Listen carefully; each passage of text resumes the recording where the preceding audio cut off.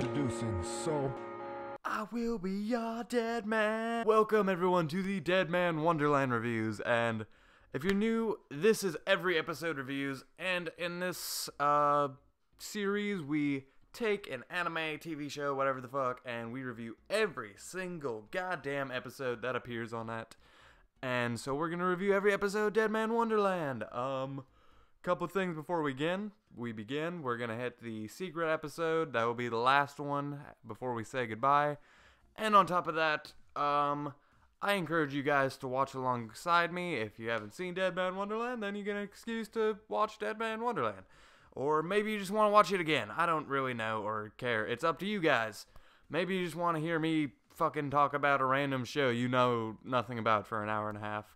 If that's the case, there will be spoilers. I'm basically going to be breaking down the episodes as they happen, and yeah, that's about it. On to episode 1. Boom. Holy fucking shit. Okay, episode 1, otherwise titled Death Row Inmate, and this is how you start off a goddamn show. Oh, well, I remember the first, for those who don't know, I have seen the show once already, so this isn't going to be a first reaction or anything, but I haven't seen it in a while.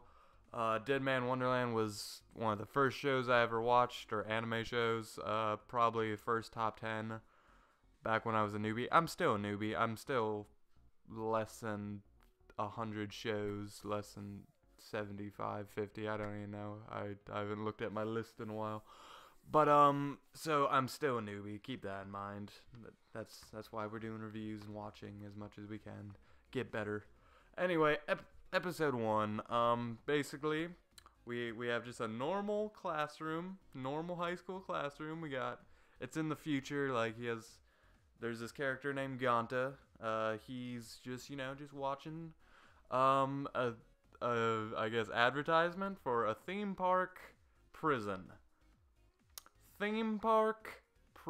And his school is going on a field trip there.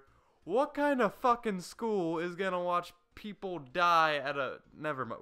Well, we don't know anything about that yet. We just know Deadman Wonderland. Like, we just get a snippet of imagery. And then, we meet his friends. There's, Mimi, not to be confused with Mimi, and the other dude who doesn't really fucking matter and is pretty much never mentioned again. Whatever. Anyway. And basically, they're just talking, then it's, classroom, and the music, you can just tell by the music, something's about to fucking happen right now. It's, like, very dark and ominous, like someone's just leaning on the, depressing part of the piano, and, like, you're like, something's not going right, or not gonna go right, and it's very atmospheric. It's like, I had like my headphones on. I was like very into the scene both times I've watched this.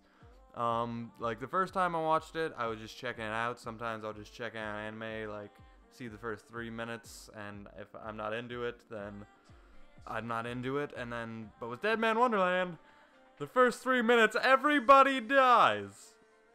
Yeah, shortly followed after, the quick thing with the video. Literally, he's in classroom.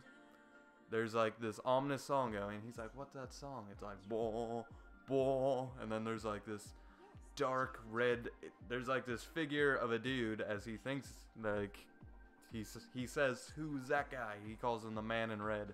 It's this dude with like a red cloak and this like nasty smile, and he's just floating there, and Ganta's like, what the fuck? And everyone's just like, what the fuck? And then he just like, and everybody dies, and I'm like, what the fuck? It's amazing. Oh my god. Not amazing at all. It was so tragic. Like, the first time I watched this, it was late. I was like, I just feel like watching some anime. What is this, Deadman Wonderland? I've heard about that. Let's see what's going on there. Yep. Classroom, some dark music. Oh, what's this guy floating here doing? I don't know what's going on here. Okay.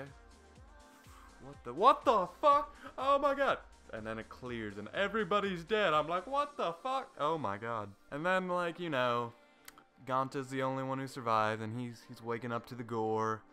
and he's like not even like there. He's not there, and then he sees his friend Mimi. At least she's alive, right? Nope, it's her empowered head, and oh my god, it's not for people who can't take that, and that's understandable. Like, they throw so many bullets right out the door, man. And then the red hooded guy, after throwing the head of his best friend, Mimi, not actually Mimi, Mimi, he just walks up and boom, plants something in his chest and fades out. He's in the hospital, and then we found out he's literally being charged with killing all other 29 members of his class.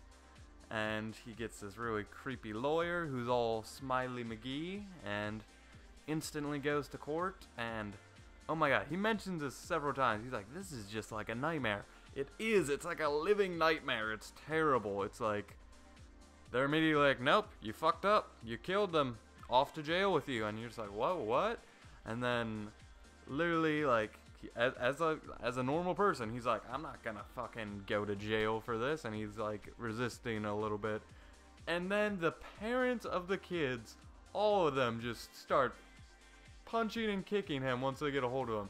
And the cops aren't even doing anything. And then Mimi's dad, right, who he actually knew, he said him by name, he just comes up and he's like, why'd you do it? And he decks him across the face. Little, however old Ganta is, 14, 15, I don't know. It's so terrible, and it's dark, and it's Deadman Wonderland. It doesn't need to be described. Deadman Wonderland, it is what it is. It's its own thing. And these early episodes of Deadman I really, really love, and like, I know the later episodes I'm not as big a fan of, but we'll get to that when we come to it. Maybe I'll feel different. It's been a while. And like, you know, this is a big episode. I've been going on for a while, and we aren't even like halfway through, but hey, it's a big ass episode. Anyway, after all this beating up, a video thing falls out of the dad, like a little whatever the hell, and a video plays, and it's Ganta, and it's literally some evil Ganta. Look, it's Ganta, our little nice Ganta boy, and he's just like I don't even want to say it, but he just says some evil shit about killing people, and it's like, oh, I guess he's a murderer, and we as the audience know that can't be real because he's the protagonist. Protagonists don't go rambling about being evil. And after that, he goes to jail, which is, you know, pretty obvious. After that, we get a cut of this girl sitting atop this amusement park prison, and she's just singing. She has a very unique look. She's like in this white suit, and her face is completely white, and her hair is white, and she has this like red design, and she is a main character. She is Shiro. I don't think saying her name is a spoiler or anything for future episodes. It's Shiro. She's a pretty big character. She's even from that first imagery, we get the sense that she's very lolly-like. She's very, I guess, just absent-minded, and she seems to know Ganta. She's like, as she stops singing, she's like, Ganta's here. I'm psychic and creepy. And she also looks just like the other girl that just died, so like you get the sense like, what's going on with this girl? There's so much like wonder, and a good amount of it isn't going to be covered, but hey, what are you gonna do? We'll talk about the ending later, but right now just know the ending of the show, not a big fan of. And basically we get a sense of Deadman Wonderland. It's basically where the worst criminals go, and basically they all got these collars on, and these collars have a time limit, and basically once you run out of time, you die. We see an instance of this later, but basically you die, and the way you keep alive is getting these like candy, and you get the candy from doing various events throughout the theme park prison, and those events usually are just ways to entertain tourists or doing grueling tasks, and that's how you stay alive.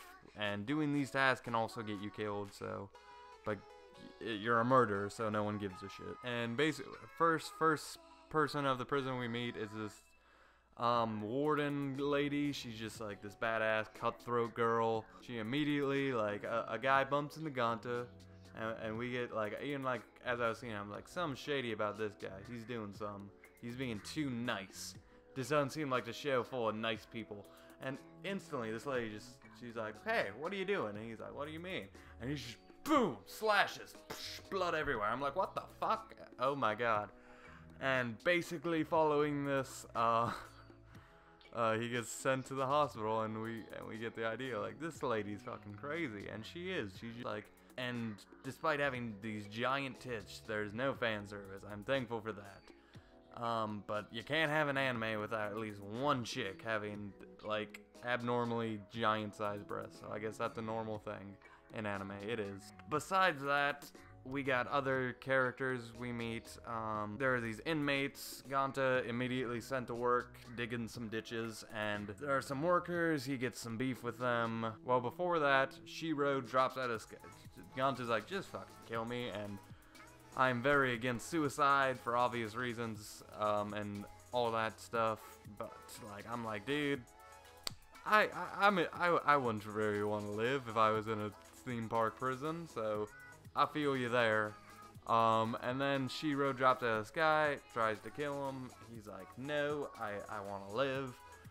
And like, weird, just a weird, awkward confrontation. But like, we get Shiro. She's just light-minded and free and very creepy. I find her just creepy. And then she's also a badass because these inmates that we got this beef with, she just like, boom, kicks them upside the head, and she gets a shovel smacked across her face. I'm just like, oh, okay, not how I thought that scene was gonna go. I thought it was just gonna be a simple good guy beats bad guy's ass. We learn good guy's a badass. Nope, she just gets smacked with the shovel. Basically, we get a scene of the lawyer who, like, pretty much we know is a bad guy just because he was affiliated with this video that obviously was fake.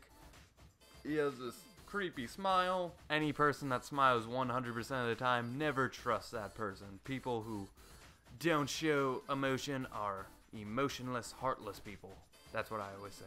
And basically, he's talking on the phone, or talking to himself, I guess, and shortly after, this building falls. He was talking about how Ganta's like this plaything for him, but he might die, and it's kind of obvious he sets this building to fall somehow. This giant building is about to fall on everyone, and Ganta goes Super Saiyan. Like, literally, blood in anime is weird. It's just fucking everywhere. It's like one little thing in an anime can just be like, blood everywhere. 13-year-old boy's wet dream. But in this case, like, his blood, it would make sense because he can, in this show, blood can be manipulated, like, with superpowers as long as you have this, like, weird ability. And he has this ability, and basically, he, like, catches the building from falling, saves the day, and is kind of badass. And that's the big thing we learn with Ganta. He has this weird superpower, and blood looks cool in this show. The lawyer also mentioned something about a wretched egg, and he seems to just work in Wonderland. That seems to be the thing. What? Wonderland? What? Like, I don't want to put the word Wonderland, even with the word Deadman before it. Just seems wrong for this type of place. Ugh, Deadman Wonderland. It's Deadman Wonderland. Ugh. And that's a breakdown of the first episode.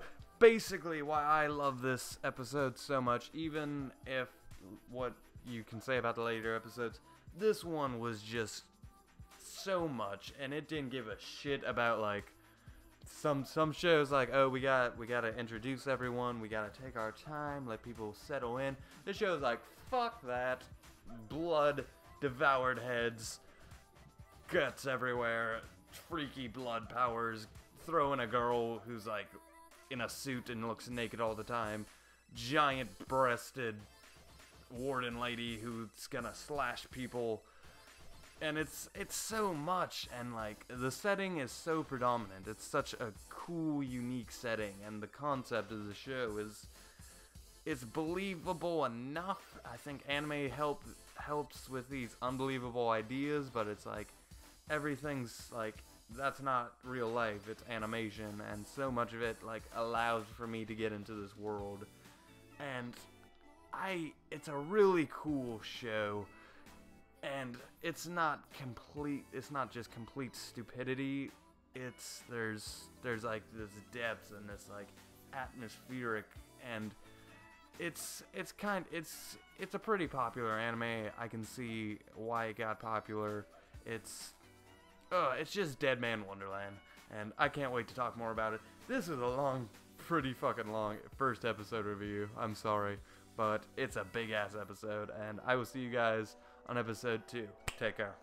Okay, so forgot to do the rating for episode 1. Pretty goddamn good rating, if I do say so myself. 5 out of 5. Woohoo. That's about it. I know, like 5 out of 5. Each show is different for ratings. I want you guys to remember this. Like, a 5 out of 5 for one show may be different for the other show. That's why a big part of why I'm seeing the shows at least one time beforehand, unless they're first reaction type thing, which this is not. Like, I know some of the episodes later, like, they're not as good, so compared to those, that like really strengthens the better episodes. I don't know, it's weird. I might do a video about my rating system eventually, especially with episodes. But with that, we'll go on to episode 2. So woohoo, yeah. What? You don't watch your bloody anime in a pink snuggie? Well, fuck you too. Anyways, I don't know why. I have a feeling the dog race isn't worth the free food that comes with participation. I don't know why. It's just, it doesn't seem worth it. Like, all, like, other couple dozen people who participated and died, I don't think it was worth the free food. They must have been some hungry motherfuckers. Anyway, episode 2, Antidote. Candy. First off, we see the glorious opening for our first time, and I have to say, it is a lovely, lovely opening. It kicks all sorts of ass. It has just the badass, in English, what is the word? Song. It has a badass English song, which is just, I have that song, it's pretty badass. On top of that, the imagery, just all the reds and the blacks and the depressing and the badass and the super, it's Deadman Wonderland. I'm gonna say that 100 goddamn times in these reviews, but anyway. This episode, just, if we're talking about the opening, I really just love the imagery. Just like, there's so many, like the birds that were like all glowy, the, you know, puppet show thing, just the imagery of just like all, this is gonna sound weird, just the naked people, and it, like, Ganta, and like this, camera angles, and I don't know why, it really fit. I don't know, like, which animator was like, you know what? I'm gonna draw the main characters naked, and sort of not dancing, but just struggling to like wrestle the air, and it's gonna look badass. It was, sir, or madam, good job. Anyway, let's get into the episode. We start off in the hospital. Ganta and the other kid who, you know, kind of stole his candy, I think that's confirmed. Yo, his full name is like Yo to, I'm not even gonna try to pronounce it. He says just call him Yo, at least in the English dub, which is what I'm watching. So we're just gonna call him Yo, not to be confused with the one from Shaman King or like 100 other animes with the main character named Yo.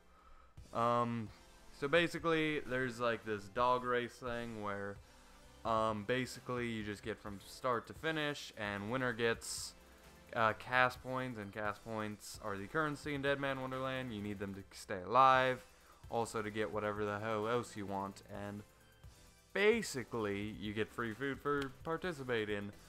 But the thing is, this is like the worst time you could have ever signed up because the dude who's fucking, that's right, I'm gonna put my Snuggie back on. The guy that's fucking with Ganta, his lawyer or whatever, he made a call. He's like, you know what? Just the death rate, we want that at an all-time high today. And when people are watching and people are dying, they do say, this isn't like, a lot of people think it's fake, and I really like that. It adds realism that people think it's fake. And even if they don't, they're all murderers and shit, so it's okay. But we're jumping a little bit ahead. Before that, while they're still backstage, there's this giant MMA guy who walks up, and he's clearly not the bad guy for this episode. Basically, he's just like throwing his weight around, making sure everyone lets him win, but don't drop out because we need enough participants. And you know, they're just randomly beating up people, and basically he's in jail for like decking like a woman or something. And he decks Ganta too. Everyone just is okay, just like punching a little boy in the face. Like only in anime, man. And in the dog race starts. Shiro's in it. We really get her character in this episode. The fucking dog race, it's a scene. There's just obstacles and people are dying left and right, and it's just like, ugh. Like, nonchalant kills, just, ugh. It's awful. It's so awful. I shouldn't be smiling as I'm saying that, but it's so fucking awful. Ganta's staying alive because Shiro's just kind of, I don't know, she's protecting him, as he said, and like, so basically, like, there's that one point where she fell on him a particular way, so he wouldn't, like, you know, get caught in a trap and die. And basically, it's revealed, like, later, she has, like, all these bruises. She's fucking doing all this hard work so he doesn't, like, get hurt. And I don't know if she had the brainwithal to, like, do that, or is she just like, well, I'm gonna fucking jump into him, and if I get hurt, I don't know what pain is. I'm just creepy little Shiro, and pain doesn't affect me, so that's a thing. We get to the end of the race. The bad guy, everyone fucking dies. We only have 2 winners, but or we don't, not even winners. Basically, the bad guy, at one cool scene, he turns his guys around. There's these arrow things, and he uses them as a shield.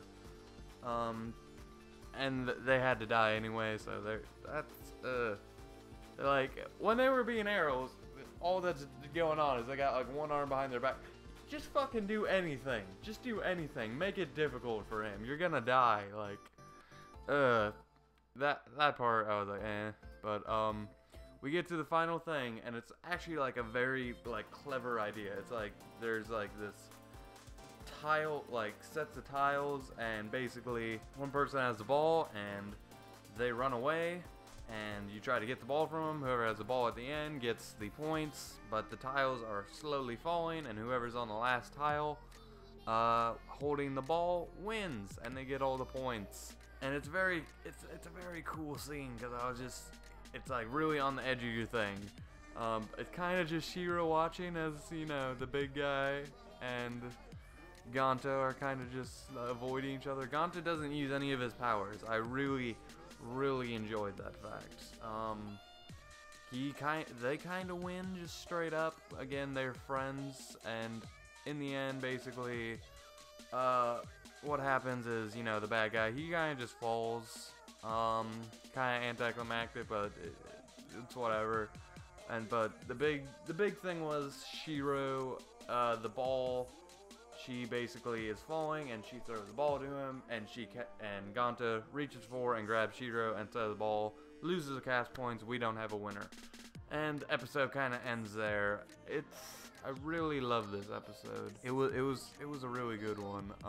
It was a really good one. This, like, it proved to me, like, we're not, even though like this is a very dark, tense, depressing show, kind of, in the first episode at least it was very depressing, but like, this episode, as, you know, fucked up as it was, because it's a pretty fucked up show, it told me, like, hey, this isn't just gonna be, like, depressing, like, in the sense that, like, you're not going to enjoy this, like, Shiro, I think, has, like, the greater effect on the show just by, like, being, you know, carefree and being Shiro. And just the violence, it's all very just, it's hard to watch, but it's, like, it's that type of show, and it does it very well, and it really goes for it, and I really like that they hit it. And at this point of the show, I really just was like, I really just need to get more and get my fill in, and it's another great episode. I'm not sure what to give this one. 4 or 5, 5 out of 5. Again, because I really remember just loving this the first time, and I think that memory is a big thing for me, just of seeing it the first time. Kind of want to give it a 9 out of 10, but I'm going to give it a 9 out of 11, which, full rating between 9 out of 10 and 10 out of 10, so I'll just go 9, since I can't decide things, so 9 out of 11. With that being said, it was a very great episode. I'm very excited to see more. I'm gonna call it that for the night, and hopefully tomorrow I'll get a good amount more episodes. Deadman, that song is stuck in my head. I'll be your dead man. Fuck yes. Next episode. The Red Man strikes again. Anyway, guys, episode 3. This episode is called G Block, which, conspiracies, there's only blocks A through F, so something's not right there. This series has a conspiracy, scene going on, but, let's just jump right into it. At the very beginning of this episode, like, first scene, like, we discover the Red Man. He's, like, or at least his outfit or whatever, is, like, floating in this cell within Deadman Wonderland, the creepy lawyer guy, whose name I'll probably never learn or remember. He's basically running this whole Illuminati operation that seems to be working within Deadman Wonderland. And then, we go back to our heroes, and Yo gives Gonta some candy.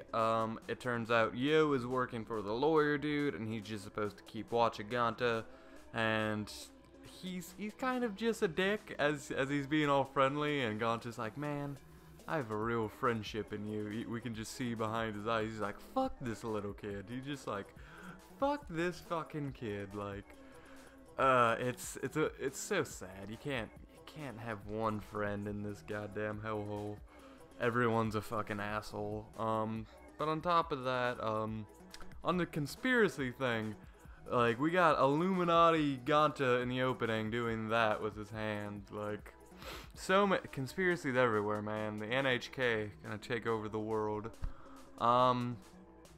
Anyways, shortly after that, this prison apparently has an ice cream parlor.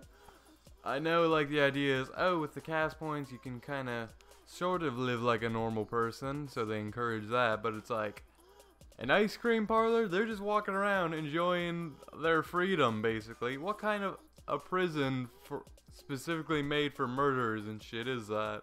And it also addressed kind of, like, the big deal that it was killing all those people. I don't think that everyone's, like, a murderer or whatever. A lot of them are just normal criminals. They just happen to be in Deadman Wonderland. I don't know if they all their callers have the same rules. It's like, oh, you robbed something, I guess you're gonna die if you don't get that candy. Like, I hope it's not the same. Everyone seems to have terrible punishments, so we'll see. Basically, the Red Man, he gets loose from this confinement. Everyone's freaking hell out, and then he appears above this courtyard or whatever, and he obliterates some people seemingly effortlessly. There we go. I can talk sort of today. And after murdering all these people, which he just It's not even like a blood thing. He's just throwing tornadoes, and they're just... It's like, he's just throwing cyclones. It's weird. Following that, Ganta is like, fuck this guy, and he just uses his own power, and everyone sees it. Everyone is like, the big lawyer guy knows about it, and he's just like having a hard on about it. And after getting shot, the Red Man just like, oh, peace out, yo, and he dips. And Ganta wakes up in the hospital. Following that, Shiro's there. They learn about this guy in G Block who can use blood powers. Ganta assumes, oh, that's the Red Man, I better go to G Block. I'm gonna say something about Shiro. Why is no one else like, what the fuck is wrong with this little girl? There's a little girl running around this prison with like this albino white-haired girl in this weird white suit who's obviously not a normal prisoner. No one's like, where is this little girl coming from? And she's like kicking people in the face. Like, someone raise an eyebrow, please, just so I can relate to you.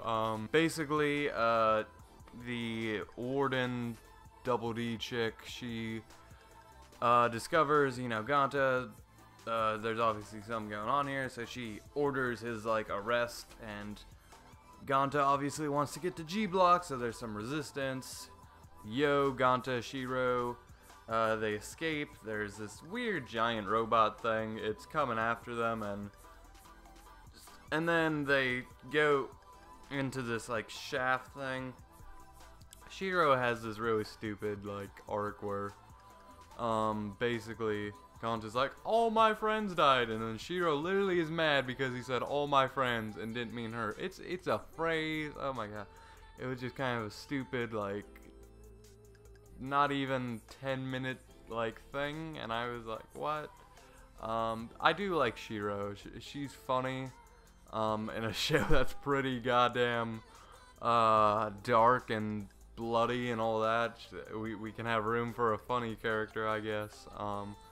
And basically, the episode ends, we're in this undisclosed location. We got this new guy coming out of nowhere, and he murks the machine, it's dead, and he's gonna be a new character. And this show has a lot of mystery, and I know some of it now, so it's like, but that doesn't ruin it. I thought it might, but it doesn't. I know who the Red Man is, I know who this new character is, I know where it goes, and I'm not really disappointed with that. It's very good. I know the secret behind Deadman Wonderland, and I know I am one with the NHK basically, and it's very entertaining. Shout out to the closing ending, Shiny Shiny. That's a good song. It's so tragic too, because we have this dark, bloody, blood red show, and then we cut to the ending, and it's like just a fucking Ferris wheel and happy pictures of all the cast members at a younger age. If you haven't seen, if you're watching alongside me first time, basically we're gonna meet all of the characters that are in that slideshow, and that's them before all the shitstorm of Vortex that the Red Man does. That's before all that stuff hit, and we do kind of learn about a lot of the characters' past, but some of them you kind of learn just from that one picture. Like, even like the warden lady, she's like a soldier or whatever or something in the slideshow, and I really like that ending, even if it's just like some dude animated a Ferris wheel and then someone just added some pictures and put up some transition between the pictures. But it's a very nice ending. It fits into this carnival theme too, because carnivals are happy when they're not creepy as fuck, and it's very clever and witty. It's just Deadman Wonderland, episode 4 or 3. I believe we're on 3. I'm getting my numbers confused. Whatever it is, I'm gonna give this episode I gotta think of these scores before I actually get down to the thing. I'm gonna give it an 8 out of 11. It was a really good episode. Again, just these early episodes, I love them so much. They're really something, and maybe I'll like the later episodes this time around. I don't know. I am a different viewer now, so maybe that'll factor into things. But yeah, Deadman Wonderland. I'm having fun. We're having fun up in here. Episode 3. Things are about to get intense, you guys. There's gonna be eyeballs. There's gonna be blood. There's gonna be red men. There's gonna be just a lot. There's gonna be freaky women who have weird powers. It's gonna be a thing. On to the next one. Shiny, shiny. And now we have episode 4, Crowclaw, and basically the episode is resolved around meeting one of, if not my favorite character, Senji, otherwise known as Crow, and we're gonna call him Crow because crows are badass. Yeah, anyway, basically, first off, you know, we pick up where we left off. The Crow, otherwise known as Senji, he destroys this giant robot thing, and then we learn about this, like, basically, I'm just gonna run down the main point. There are these dead men within Deadman Wonderland. You see what they did there? It was very clever.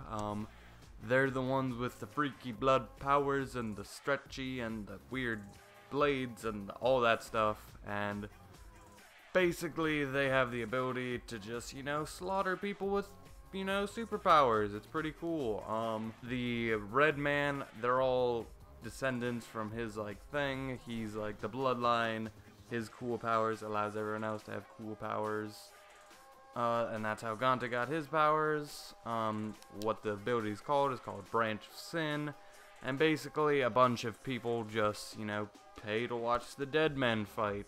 And we see this, like, Summer Wars almost styled internet group. It reminded me of Summer Wars, by the way. Watch my review of Summer Wars. There's, like, this group of online people, and there's, like, gearing up. Oh, I can't wait for the next battle between the next battle is obviously Crow versus Ganta, and that's basically, we're kind of just hyping up this battle, while also, you know, getting, like, we're cementing, you know, the lore and what the dead men are and the Branch of Sin. Another fucked up part was, like, everyone who works for this place is just an asshole, I swear.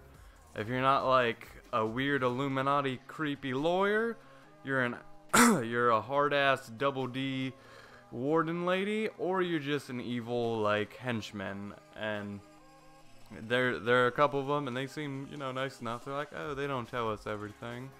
They're nice to Yo, and then they just steal his fucking cast points. And I think later, if I remember right, that's a big fucking deal. You don't fuck with Yo and his cast points. No. No. There's one other scene. Well, there's two things. There's one, Ganta versus Crow. It's like a nice warm-up thing we got going on. Ganta thinks that's the red man, and so he tries to attack him, and then Crow's like, oh shit, this guy's coming at me a little bit early, and I just love Crow. He's just like a simple badass. And he's also afraid of women, which is the most unbelievable and, like, really, this super badass dude. He's, like, afraid of Shiro, like, coming close to him. It's kind of hilarious. And on top of that, he's just a cool character. Usually with shows like this where they're kind of like fan favorites, I can usually gravitate towards a specific character. I just adore them. With this show, I don't really, like, super love any of them. It's more about, you know, this world, these dark, bloody, Illuminati styled story, and I really do like that. But the characters, I'm not big on them. Crow's really cool. Even, like, he gets shot in the chest and his ribs are broken, and he's, like, in the thing, and he just busts out of his restraints, and it's a cool scene. And on top of that, one other thing, there is the Ganta kind of gets tortured. He meets a lawyer, and he, you know, the lawyer isn't bullshitting him or lurking in the shadows. He's just like, oh, what's up? What's up, Gonto? We're just gonna prepare you for tomorrow's fight to the death, and kind of tortures him a little bit. It's kind of fucked up. Again, I love how, like, the last, like, shot of this episode was just Gonto on this bed, and he's just crying, and then we just cut, Ferris wheel, happy music, shiny, shiny. It's so Deadman Wonderland. This episode, it was a real good one. Less than the others, just because I really love these early episodes. I don't know how many times I'm gonna say that, but I really do. This one's gonna be a slightly less. I'm gonna give it a 7 out of 10. It was a really good episode, but we're kind of just getting the lore down. We're preparing for this big fight, which is gonna kick all sorts of ass. Then there's gonna be a really fucked up scene that I can't even watch. I'm doing this for a reason.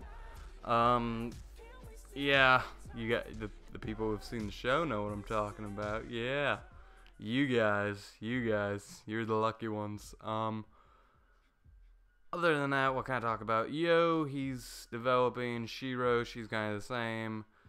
The warden lady, she is pissed. She is, because she doesn't know about this G block or the dead man.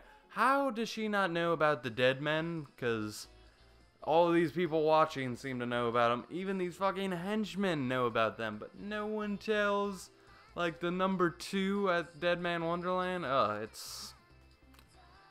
Would people really have a problem with this dead men thing? You could just say they're criminals or whatever, make a fake story, basically do what you did with Gonto, which was, like, clever, and just do that with every single one of them, and then just publicly broadcast the dead men, what is it called, the Carnival Corpse, or whatever it is.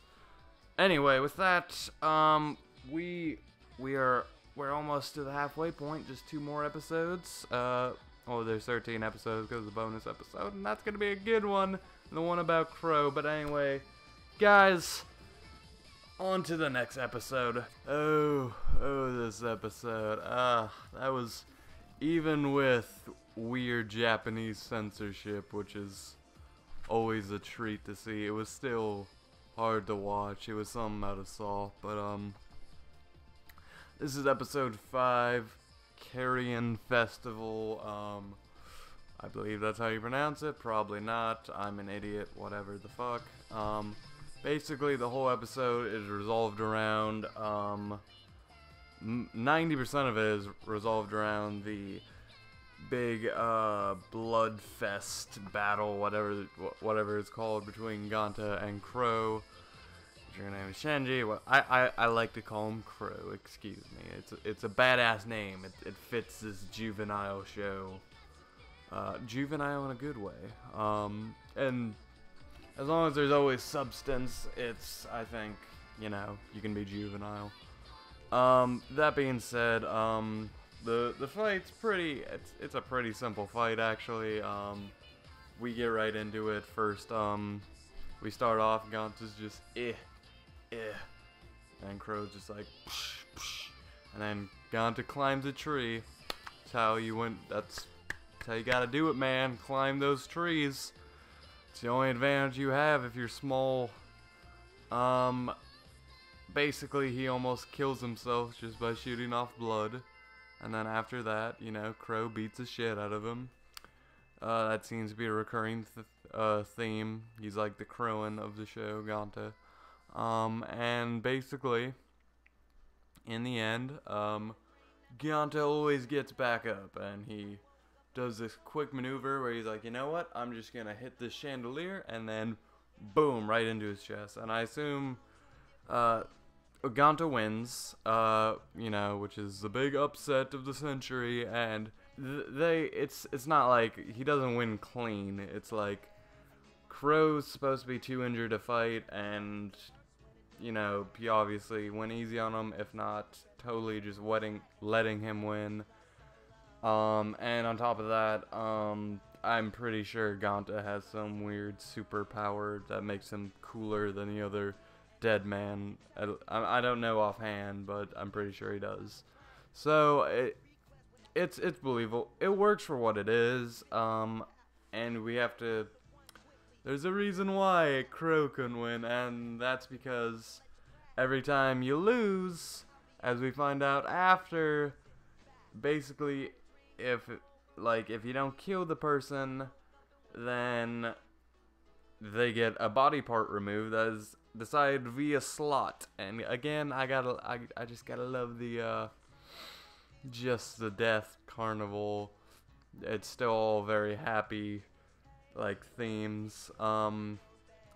If you've ever seen Danganronpa, it's another show very similar in that style, where it's just twisted, fucked up stuff mixed with, you know, happy carnival stuff. So that's a thing. And the eyeball scene. It's literally, he's not getting that eyeball back. That's the thing about removing body parts. You can kill a character and bring him back, but you're not gonna bring back that body part. And unless you're, you know, Anakin or Luke or whatever the fuck. That being said, this was a really good episode. You gotta love Crow. He's a cool addition to the cast. Probably my favorite part of the episode was just like after that, even knowingly he's gonna lose a body part, and he did all this for this fucking kid. He's just like, hey, respect, man. And basically, I love, the coolest thing about the fight was I like that he probably did this for this kid, but he wasn't like jumping, oh, it's a kid. Like, he wanted to get something out of him. He just kind of just saw if he liked him or not, and that's, you know, because he's a badass based upon him fighting and like proving his worth. And Ganta proved his worth, okay? Ganta's not a bitch. Mostly. Whatever, we're gonna stick to that line. Hashtag that. Ganta's not a bitch. ... Mostly. Again, really good episode. I'm gonna give it a 4 out of 5. Going back to the out of 5 scale. Why the fuck not? I forget. Oh, I can't forget about the ending. Shiro and Yo are basically, Yo's being a sneaky bastard and trying to sneak out of Deadman Wonderland, and Shiro's just freaking out trying to help Ganta in any way. Then out of nowhere, right when she gets caught, there's like this lullaby playing in the background, and it stops. And she murders everyone! Oh my god! It's, okay, her eyes change, and then we just see the entire building. Basically, something was revealed. Just think about it, there was a tornado, and something's up with Shiro. I didn't get it my first time because the first time viewing it, and that's why I'm not going to say directly what that meant. Just think about it. So I'm not going to tell you guys in case you're watching alongside me, but yeah, I'm just an idiot. That's why I didn't make the connection. I'm not saying you're an idiot if you don't. I just know I am, and that's why I didn't. So get that out of the way. Great episode. We're about halfway done, you guys. Episode 6 coming up. Thank you for watching, as always. I'm gonna call it a night and possibly resume this tomorrow. So until then, see you, love you, bye. Eyeballs, man, they're holy fucking shit. Again, so yeah, this is episode 5, 6, I don't even know. Hummingbird. It is named after a new character that is added to the cast. We finally know who that woman in the opening who's like dancing all weird and naked like the other characters, but yeah, we know who that is now. And let's applaud Japan for having multiple just teenage girls in an opening, because that's how Japan rolls. But let's just jump right into it. Hummingbird. Basically, this episode really develops Yo and the new character, the girl whose name is I wrote it down somewhere. Where the fuck did I write it? Minatsky, I believe is how you pronounce it, or unless the dubs have been wrong before. But basically, first off, we find out those cards that the dude stole had a lot of fucking money. He's trying to buy some at a vending machine. He's probably like, it's probably got nothing. And even for Japanese, who like $100 is like $1 or some shit. It was a big number.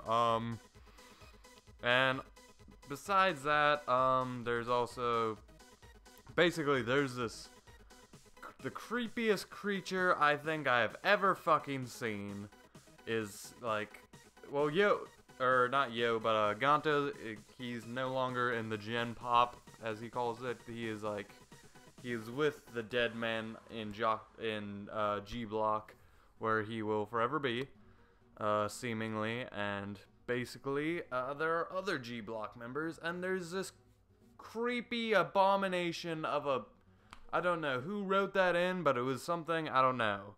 It was like something out of like BioShock, like a kid's cartoon meshed into this really fat, like, it was terrifying. And the thing, because I don't want to call it a person, was confronting this girl who is our new character, and he was basically gonna eat her flower or whatever. Yeah, and Ganta is like, hey, I got some food. I don't mind starving to death to help a girl. I'm trying to get laid here. I'm gonna die anyways. That might not have been his mindset, but whatever. It became it a little later, but we're gonna get to that. Basically, he meets this girl. She's nice. Her room is just full of fucking flowers, which we learn a little bit later why. I'm still not 100%. We'll get to that. Basically, we learn that her father beat her, and one day she just fucking flipped out, killed him, and that was the end of that. And she has like beating marks on her back, and it's very sad, and she's like this very sweet character.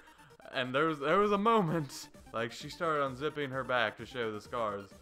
Ganta even was like, what the fuck? And like, I as a viewer was like, what the fuck? But I was like, yeah, man, goddamn, we gotta keep our minds out of the clouds. It was such a like, oh, what's happening here? Is Japan being weird again? And then it was just, oh, no, I'm a fucked up human being is all. But following that, basically, Ganta's like, hey, let's try to escape, and they don't get very far. Basically, they get caught, like, 2 minutes later, and it's revealed that they are both dead men, and they will fight in the next, Carnival Corps or whatever. And meanwhile, Yo is just going around, like, trying to find, he's trying to find his sister. That's basically it. He comes back in later. And then we begin our fight with, the hummingbird versus woodpecker. And, our sweet, lovable, calm, nice Minatsuki is a crazy fucking bitch. Okay, I really wish they kind of would have saved that twist, because even, they didn't really, they kind of let it go. They let that, they kind of just, once the battle began, they threw out that twist. I think, like, she should have pretended longer, got an upset, like, so it was actually more, why else were you faking that? But, yeah, she's basically crazy. To reference Danganronpa again, she was very much like the one character. Just Google Danganronpa crazy girl. I'm sure it'll pop up a picture of the girl she reminds me of. She says a lot of just crazy stuff, just back to back, that kinda doesn't even make sense at some points. Again, I'm watching dub, right now, so the dub was very cheesy. It's Funimation, you really go for it, Funimation. The actors, they try their best. They try their darndest just to keep up. But there's a pretty, I wanted to write down the cheesy lines, but it's like, And then Yo crashes the party. He is impersonating one of the guard people, which is, if you ever want to walk around a secret organization, that's all you gotta do. That's all you gotta do. He like, you know, is like, Gonta, why the fuck you attacking my sister? And Gonta's like, your sister? And then, basically, we find out Yo got himself thrown in just to, you know, buy off her cast points, so she can escape. And there's a part where like the guy's calling him. He's like, we got this guy trying to break in on Carnival Corpse, and the lawyer dude, they mention his name. I'm never gonna remember it though. He's just like, nope. I wrote it down. He's like, a little family drama makes the violence a little less gratuitous. Let's keep it going. And then the guy was just like, right. I don't know why I found that really funny. It's such a fucked up show. You gotta love the fucked upness and the death and the crazy girls and the Shiro, by the way. Meanwhile, while this was happening, she was being hauled away. And we'll get to that at the end there. But basically, we learn more things about the family. One, the mother, another crazy person, not a great family here. She could have saved her daughter in this like earthquake thing or something, but instead she took a primrose. So I guess now Minatsuki, yeah, that's her name. I want to collect the flower that I was replaced with. Seems legit. Some other things, we also found out the dad, on top of being this daughter beater, is also a rapist. So yeah, and it kind of seemed to go back and forth between Yo killed her, Minatsuki killed her, or killed him, I'm sorry, and in the end, I guess it doesn't really matter. They're both in Deadman Wonderland now. Yo learns about her powers, and she just kind of freaks out and starts, you know, beating him, and it's like, but she did try for a minute there to still play it off as the innocent little girl, and it was like, oh my god, there was a funny line, where he was like, she was trying to be like, I trusted him, I trusted Gonta, and he betrayed me, and Gonta's just like, what the hell? Like, good job, Greg, on Gonta on that voice. That was the best line. He was like, what the hell? Like, no, that's the opposite. Fuck you. I gotta love that part. And what else we got? And then basically, to get towards the end of the fight, Minatsuki, crazy woman of the year, she's like flinging her brother around. She kind of just is ranting off about how cruel the world is and her life and yada yada yada. All men are liars, or something like that. Everyone's a liar. And yeah. And then Gonta, because there are people, I think we all met people like that, where the world is cruel to them, and then they are cruel to the world and just kind of say, fuck everything. And I think Gonta, his strongest attribute is being the voice of reason in this crazy world, and, but that perspective of just, you know, being mean when the world is mean to you, that's an actual, idealistic thing. And I think Gonta, as the voice of reason, is just like, fuck that noise, and I think that's his strongest attribute as a character. He's like, as bad as this world is, he doesn't even consider he considers suicide, and says it, but he still prevails, and he keeps going. He keeps getting back up, as Naruto shonen that line was in the previous episode. But yeah, that part was probably one of my favorite things about him as a character. Still like Crow better though, just saying.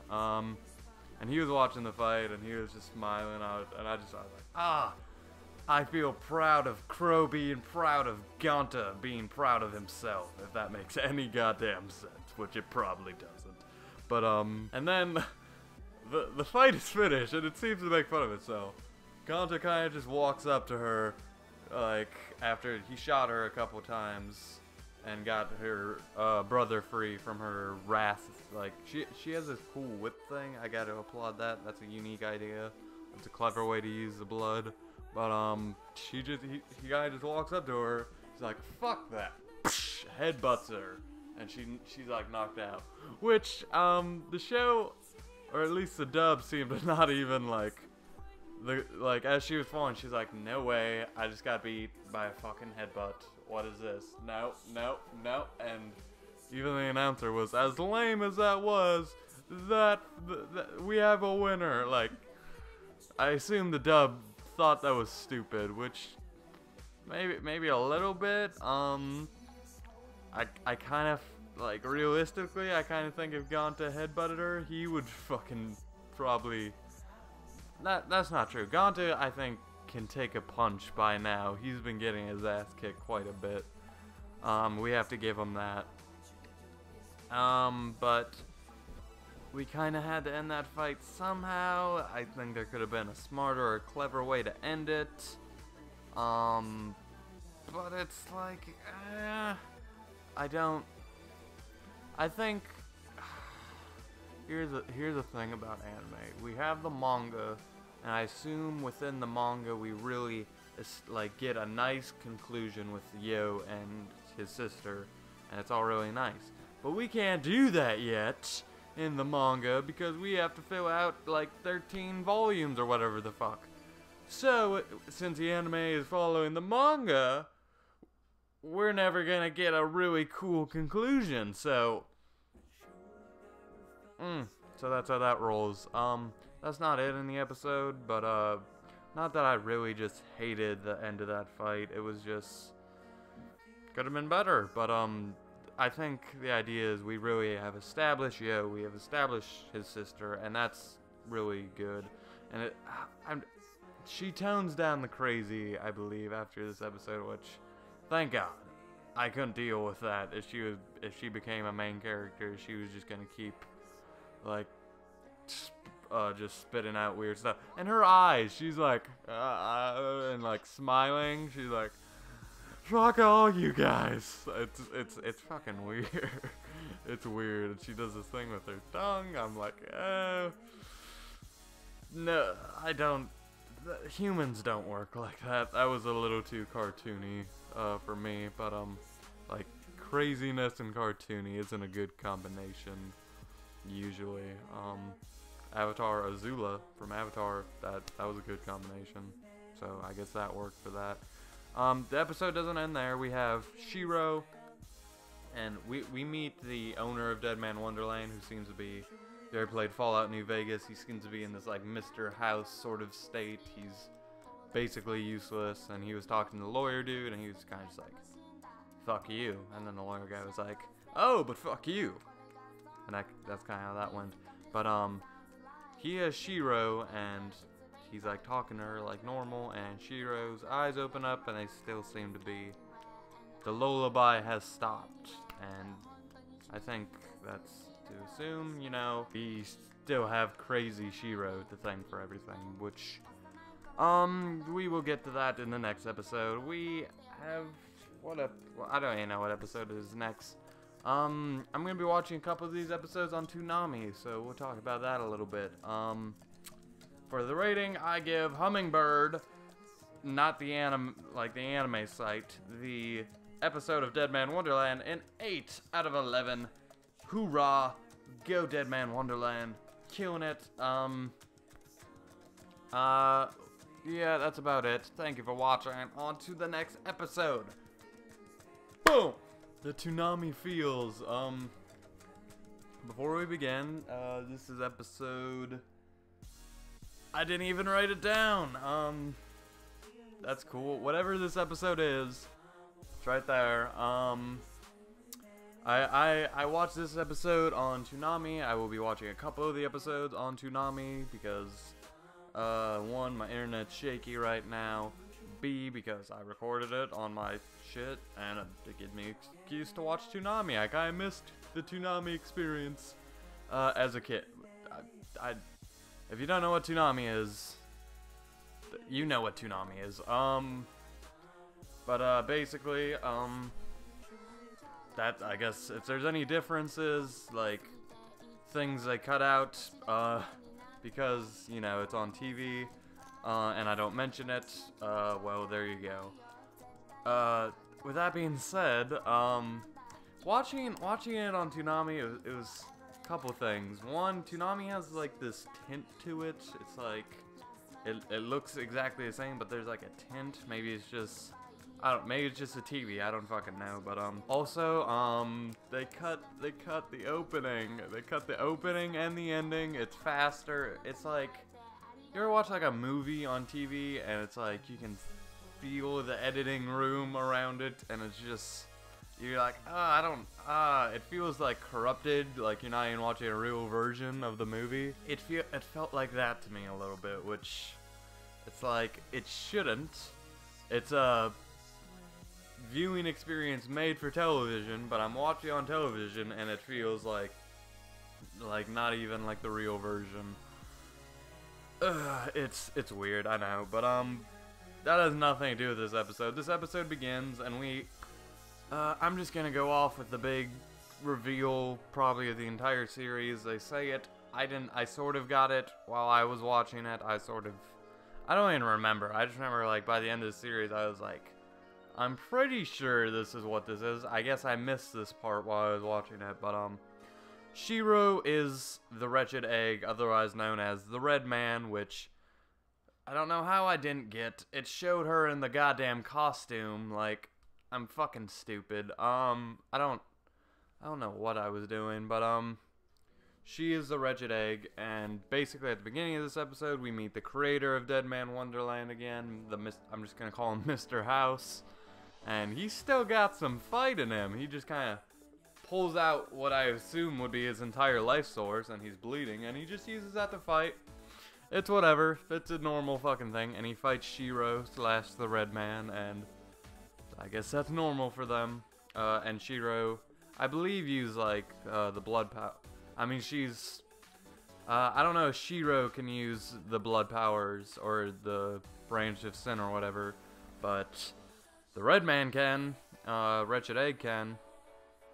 But, after this, we got, after the scene, we had the opening, which was cut. I'm very sorry about that, but, first off, we see, Yo and his sister. They're, like, everyone's backstage up in G Block.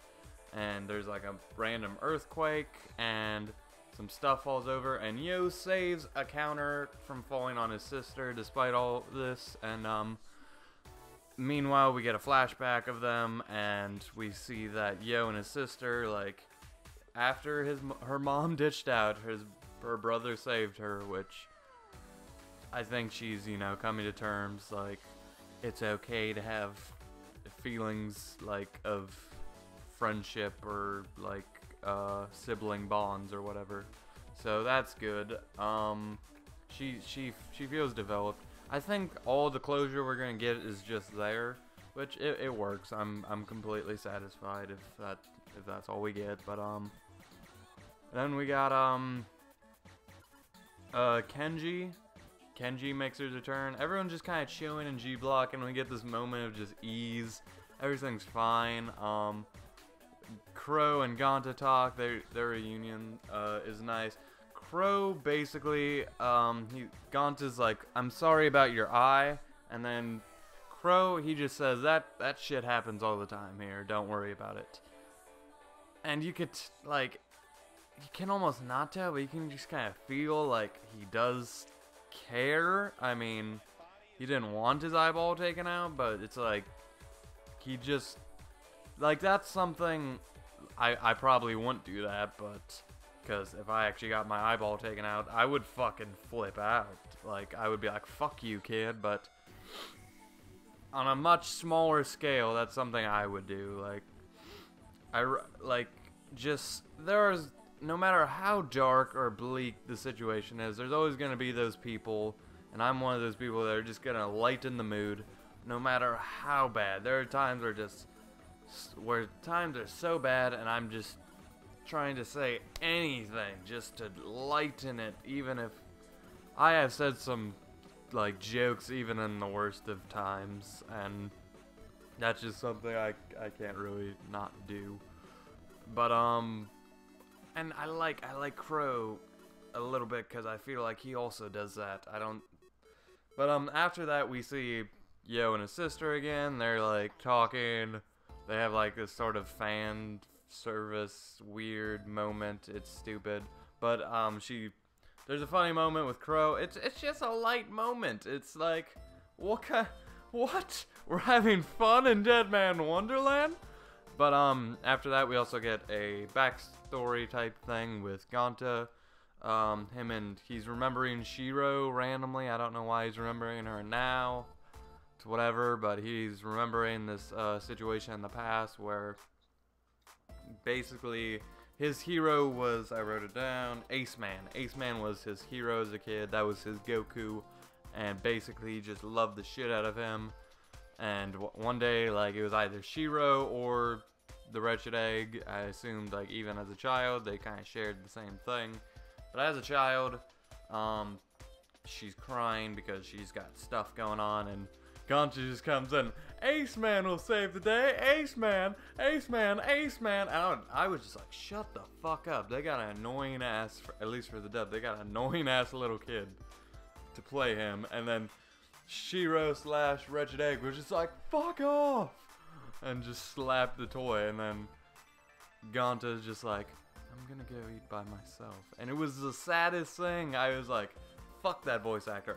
Oh my god, that voice actor is amazing. I felt that. Like, ugh. And then after that, Gantha's randomly being attacked by a dog. How unrealistic that is. Random dog, whatever. And Shiro / Wretched Egg just pounces on this dog. Probably broke his back, and it's supposed to be whatever. And she's like, ta-da, Ace Man. And this thing about that is basically she's pretending to be Ace Man, and Ace Man looks like the Red Man. I'm done. What else? We also got we find out the lawyer is actually this old owner guy's son, and basically he's gonna. That's where that tension comes from. It makes a lot of sense for the lawyer's character. I don't remember the lawyer being this developed at all, so it makes a lot more sense now that all the mystery, at least for me, maybe not for you guys watching, is unclouded a little bit. But basically, up in G Block, Yo's walking around, and the lawyer has a new friend. It's this monk character. Maybe it'll change rewatching. I'm not a fan of this character at all from my memory. Maybe I will be. He's a random bad guy. He's, I don't know, he calls himself a monk. He's kind of just like, hey dude, what's up? I'm gonna fucking kill you. That sort of thing. Peace, brothers. And by peace, I mean death to all you motherfuckers. We meet him. He randomly messes up Yo because we gotta establish this character.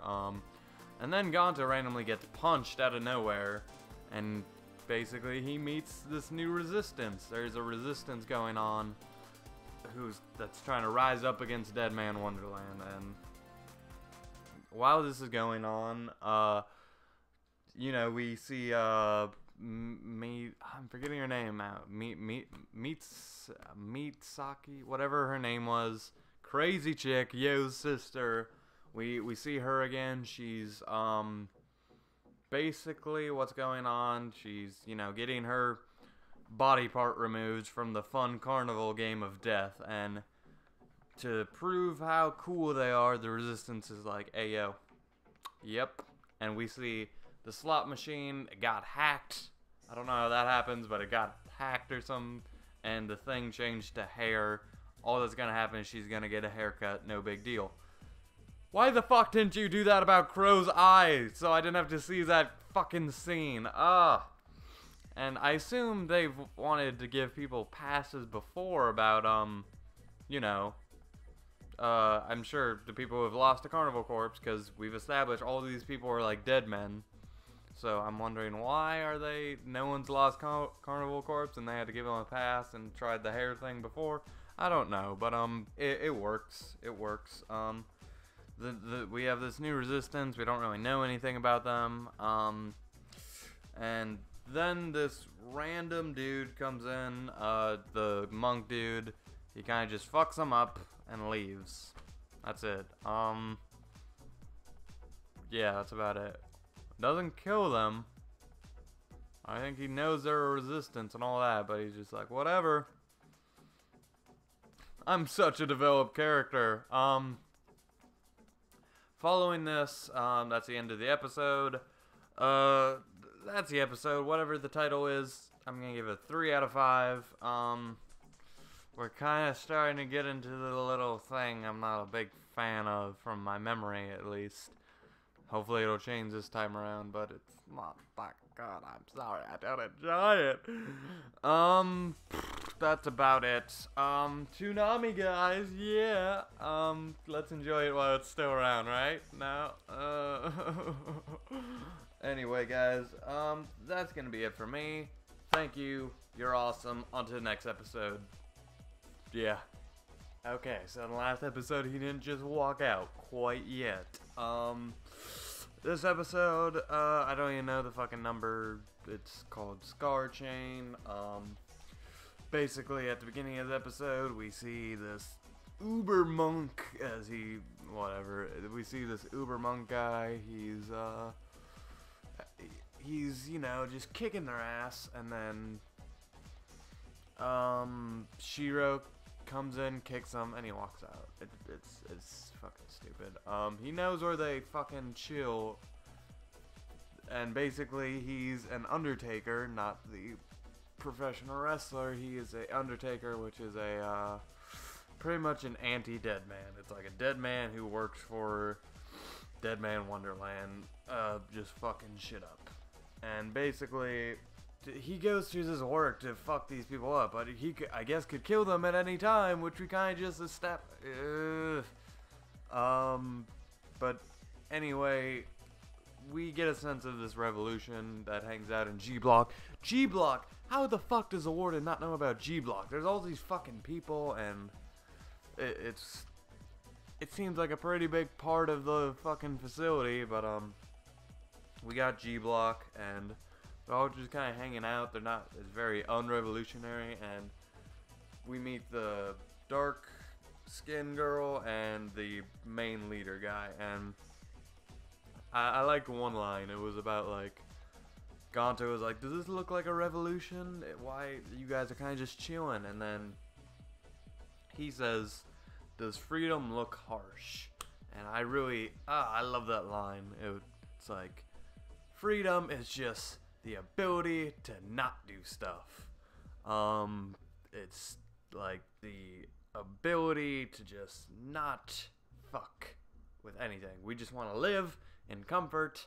That is freedom. That's all we want.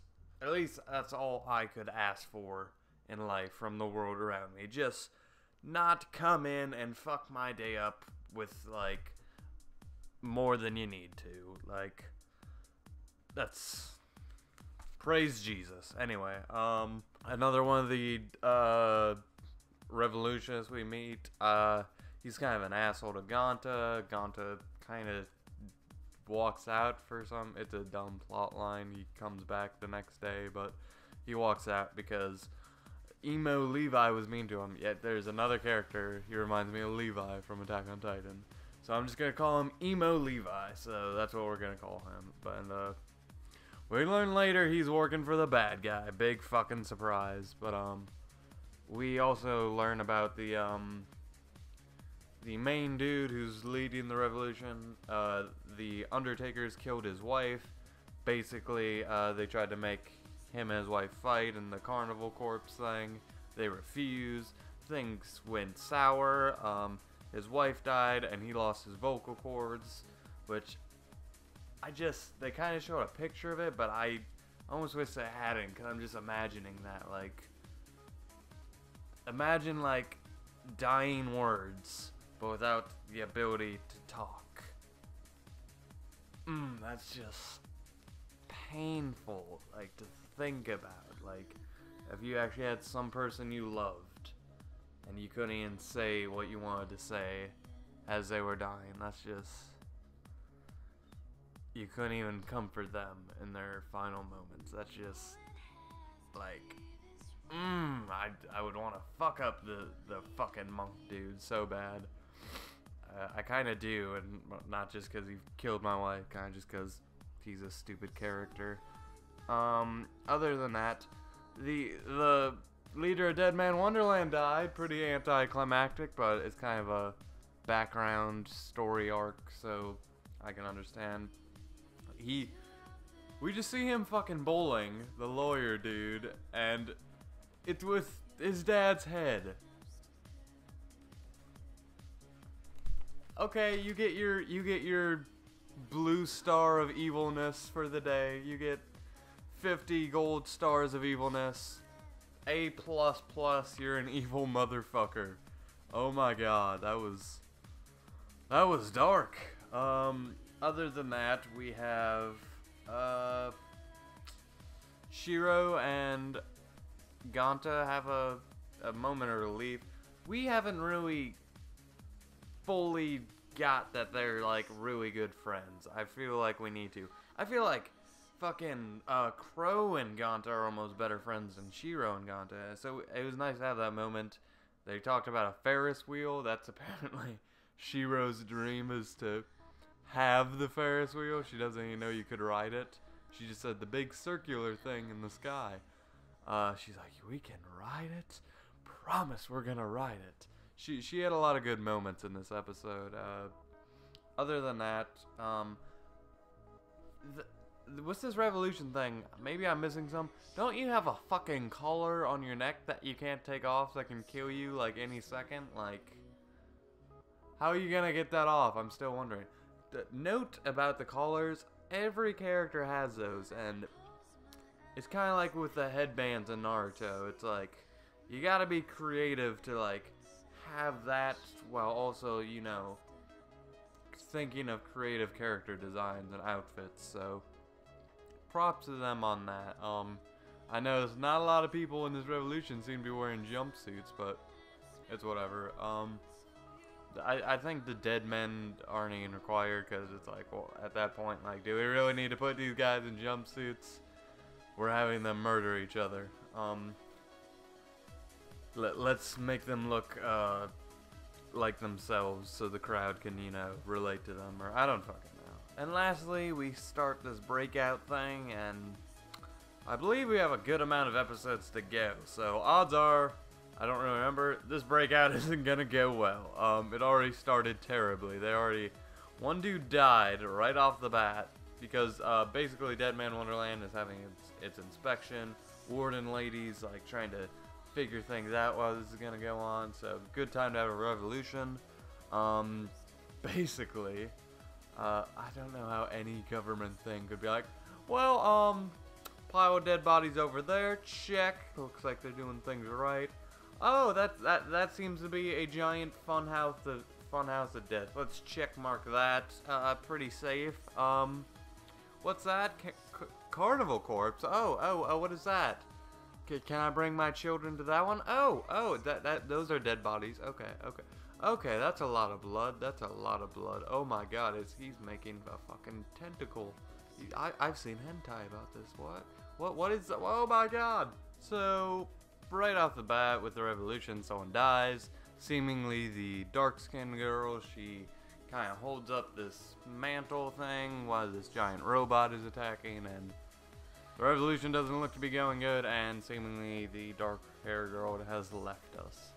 Or might in the next episode, if you know what I mean. With that, this was, you know, we moved things along, it's whatever. We learned about the new characters, and we got, everything's bigger now. We have all these characters that None of them I love. I'm gonna give this episode a 3 out of 5. It's pretty fun, I guess. These are the episodes I was talking about. It's like I really just I want to be back in Gen Pop, you know. But yeah, that's it. That's it. On to the next one. All right, we are on episode 9. Worm Eater. Some clarification. It is morning. This may look terrible, and if it is, I am sorry. I'll probably bring this upstairs.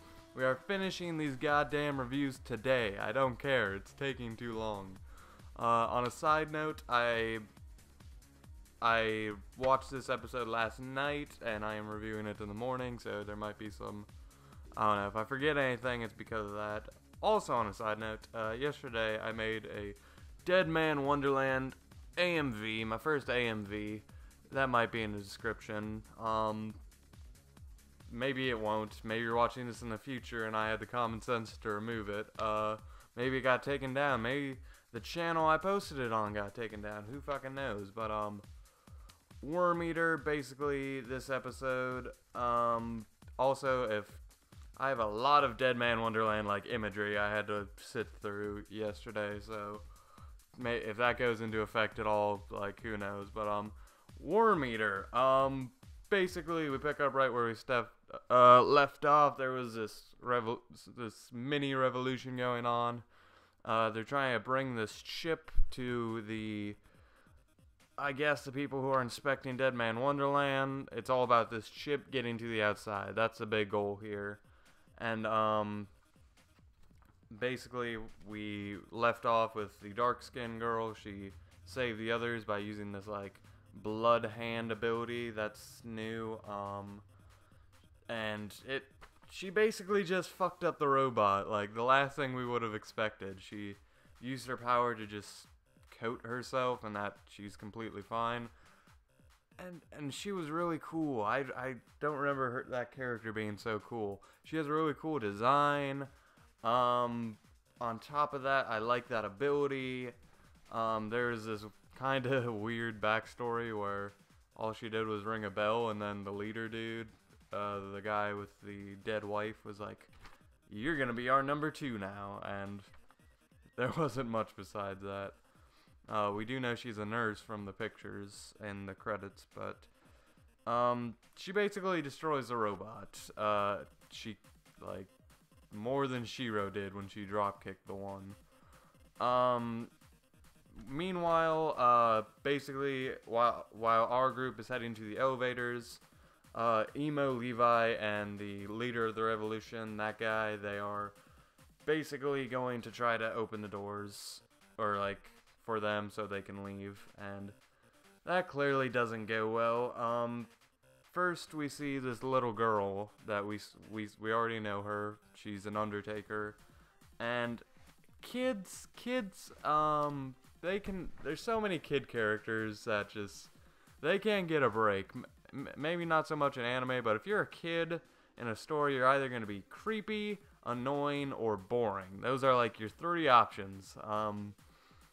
Or seemingly, and this little girl falls under creepy. She has this really just dope sword. Like, I don't really know what that has to do with blood manipulation. It's kind of just a sword. Maybe it does. But she has this giant sword that's like 3 times her size. She has a very creepy voice. Props to the dub actor. And we also learn that Branch of Sin, you can negate Branch of Sin. The Gonto was right, you know, go figure. There's this thing called Worm Eater, and it basically just negates Branch of Sin, so I'm not really sure how you can beat that, but, well, we're gonna get into that. We also, Emo Levi, you know, reveals he's a bad guy. The antagonists, like the girl and all the Undertakers, they don't have their collars anymore, so I wonder, like, what kind of deal, like, maybe Emo Levi can take his off. I don't really remember the show perfectly. But we have this fight. Going back like to the emo Levi thing, they were like, you manipulated the footage to make it look like he dodged it, didn't you? How do you manipulate footage to where you can just like redo what happened? I don't like.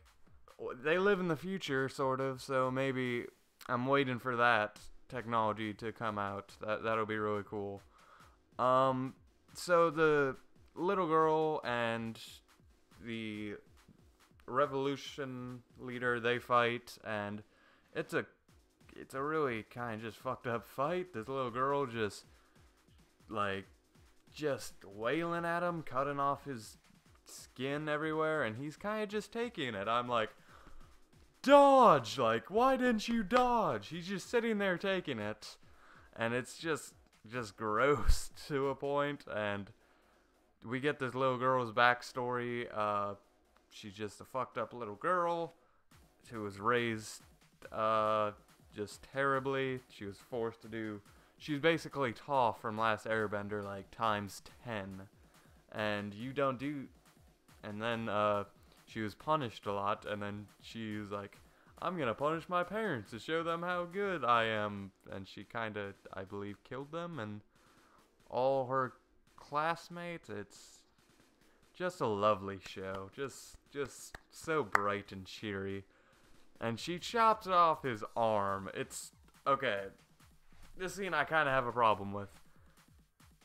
Out of nowhere, after she's like so upset because he's like hitting home with her emotionally. He's like saying everything she doesn't want to hear, and then his arm gets chopped off, and he throws it at her face and says, "You think I'm gonna die that easily?"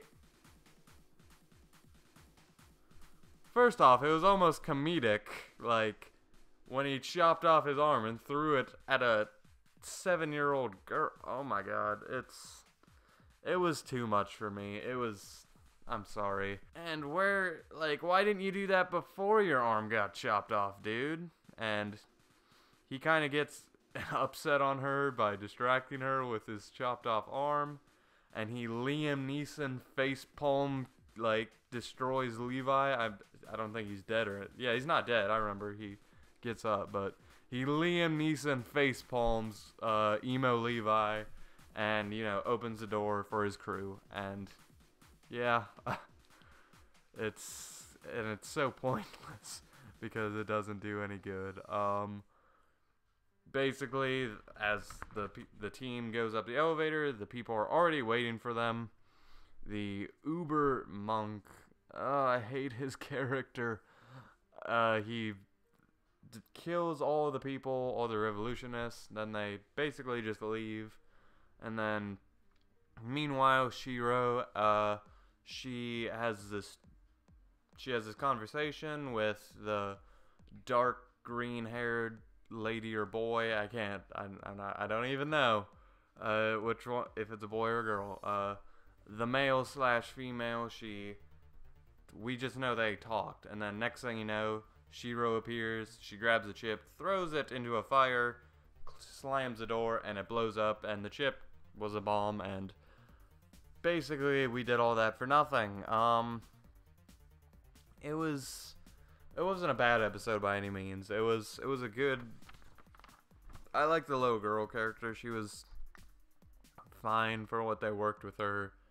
Again, I like the girl at the beginning, the number 2 revolutionist. She got a big boost. I really appreciated her character. The fight, as just kind of like nonsensically bloody as it was, and the arm thing. The episode looks worse now that I'm looking back at it.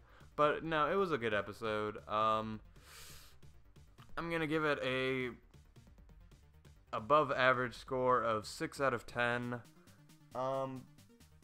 That's about it. Yeah, it's whatever. I want to say something nice, but these episodes, this isn't the turn I wanted the show to take. But that's fine. It's still a really, you know, it's not,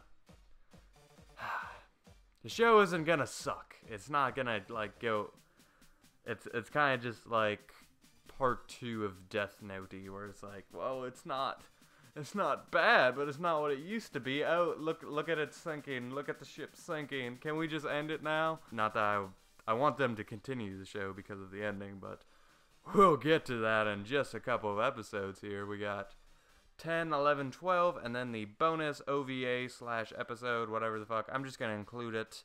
But with that being said, have a wonderful day. We're gonna move on to... We have hit the double digits. Finally. Episode 10, Caretaker, Undertaker, whatever you want to call it.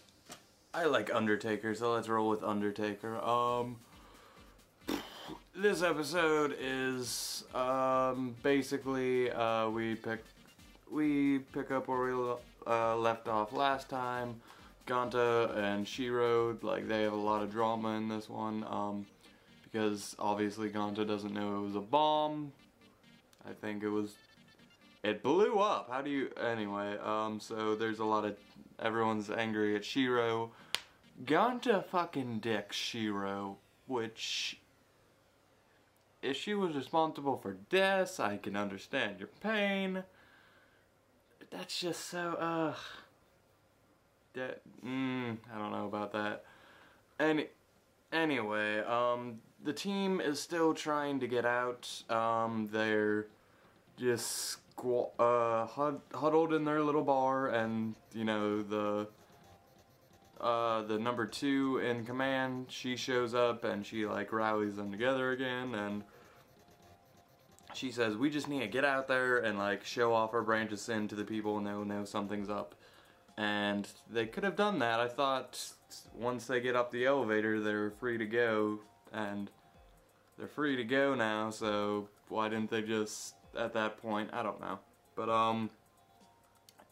anyway, in comes, after they're all, you know, rejoiced, they're like, we can do this. Then in comes in Emo Levi, who's gone crazy. He's got the crazy, when anime characters go crazy, they fucking go crazy. They go total soul eater, just like ridiculous weird smiles, and he's just cracking his neck. He's also the person who impersonated Ganta in the film thing. I thought that was cool.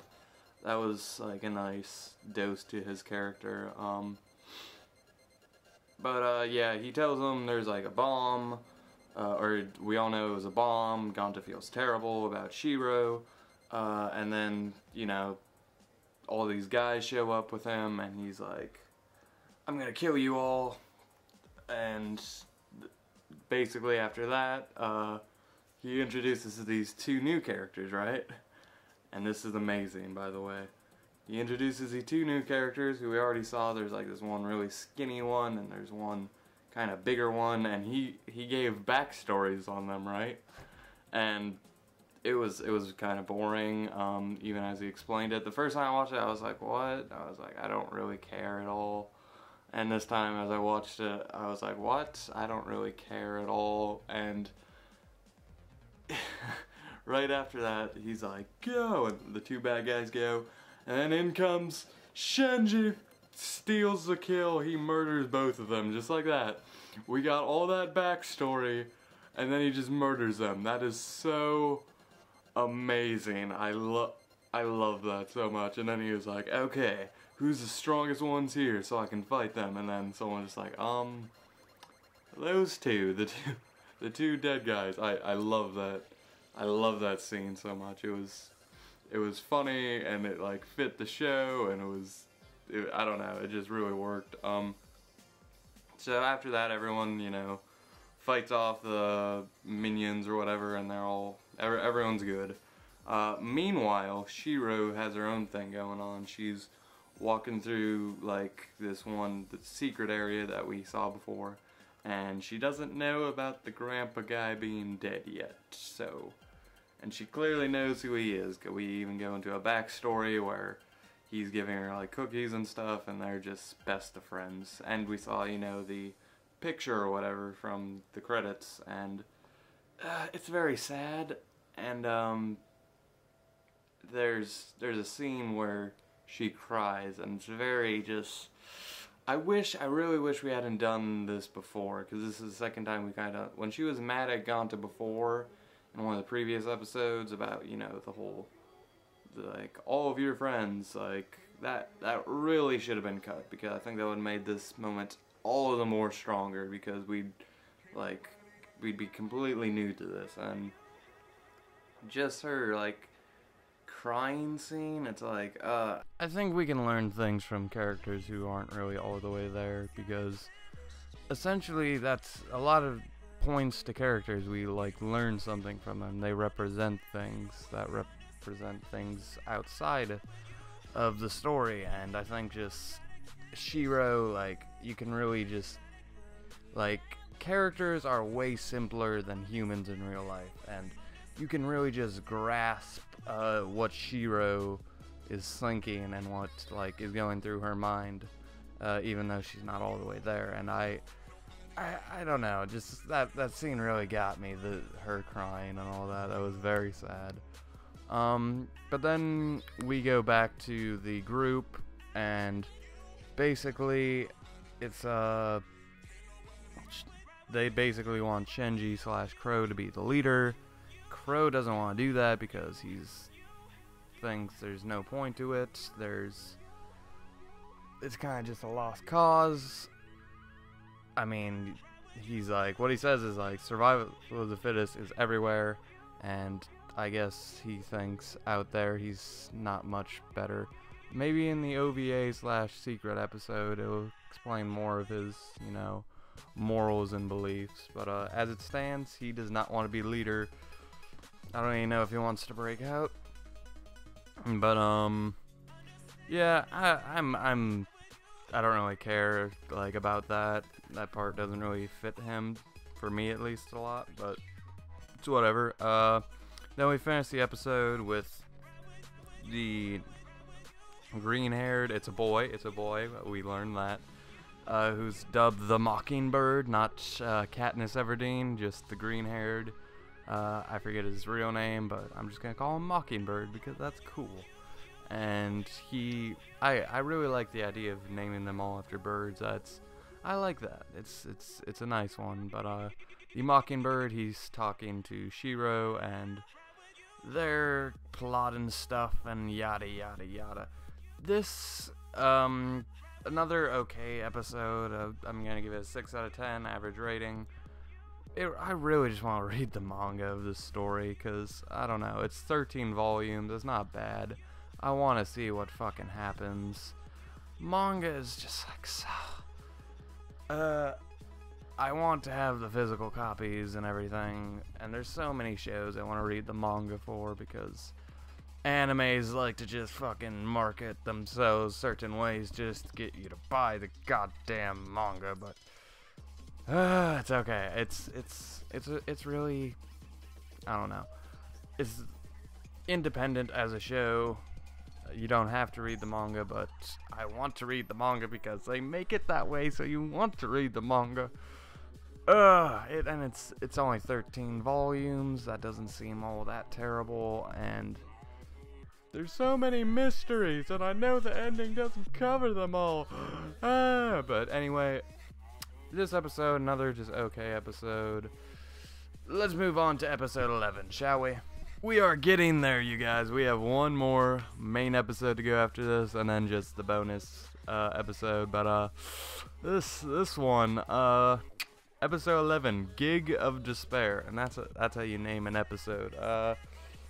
First off, the opening scene I loved was the Crow and Ganta. Basically, Ganta goes to Crow for training because he just wants to get stronger. It's I don't even think it lasts a day or two. Maybe it does. I don't know.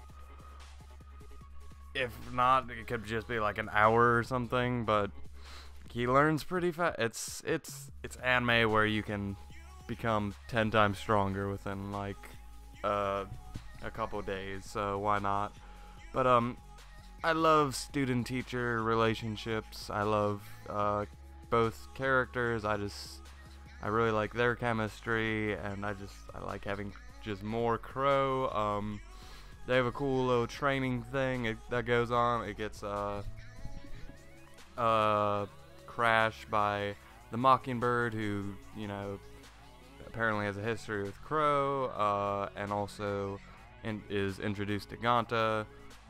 Basically, he is also revealed to be the strongest dead man in all of Deadman Wonderland, which quite the title. But we also learn that, or he says, like, I was dead for a while, and now I am the weakest dead man in all Deadman Wonderland, which that's a lot of information to take in one conversation. He also does this weird licking thing. I don't know if, like, I was theorizing, like, maybe that makes him stronger somehow.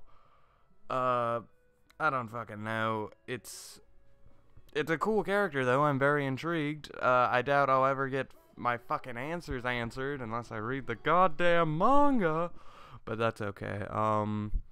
Basically, after that, there's a scene. We pretty much discover the leader of the rebels, Nagi. I learned his name. Nagi, he's just crazy. Basically, he's talking about his daughter who's on the outside, and we know she's dead because his pregnant wife, and he shows the number 2 girl, Koriko. I'm learning names, look at me. Koriko, he shows her a locket and talks about the picture inside.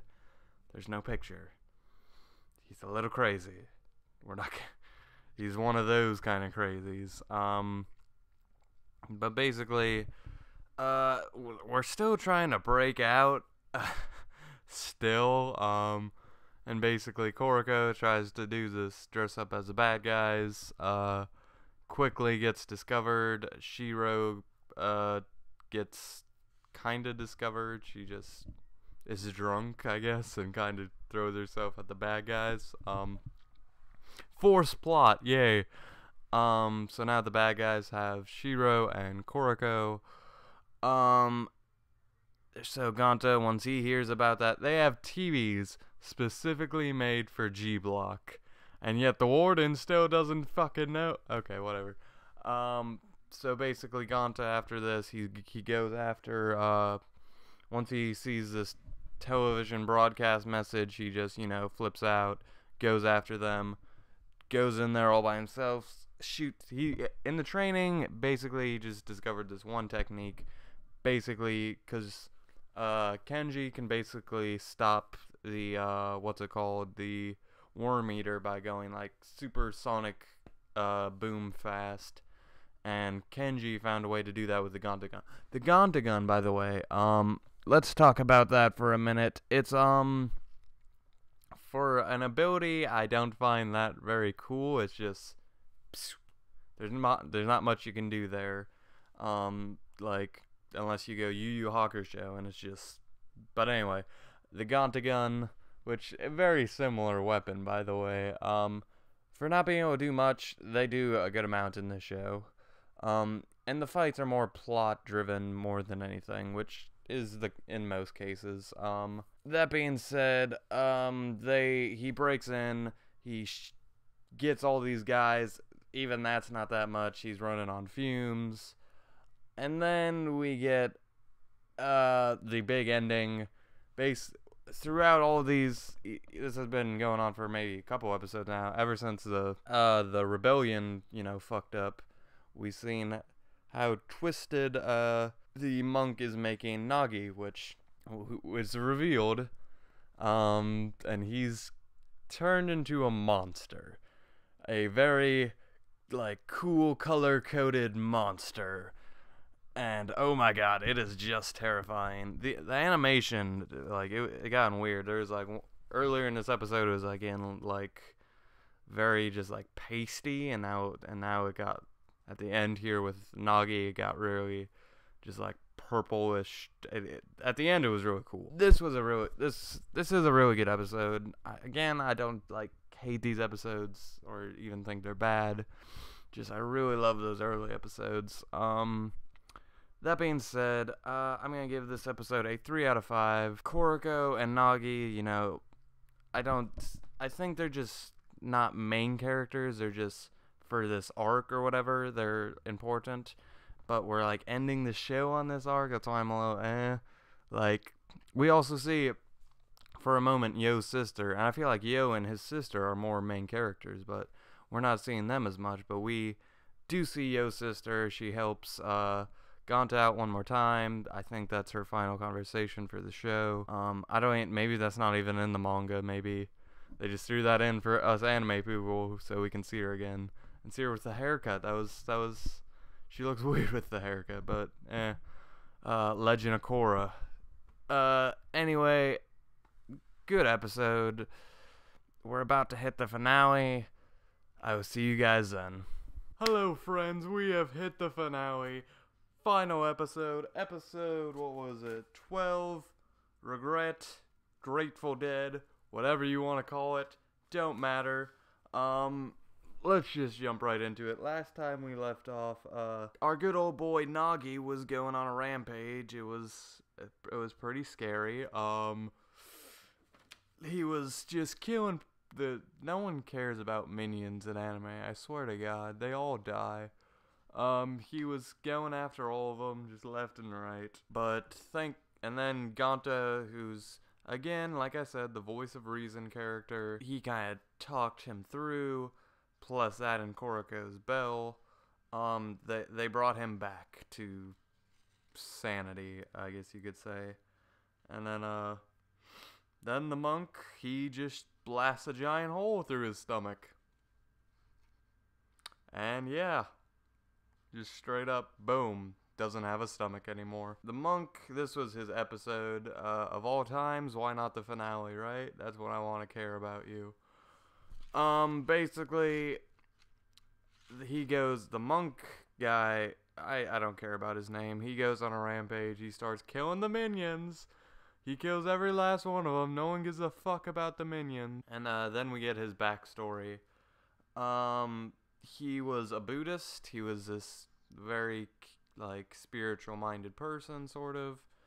Very stood by moral grounds and all that.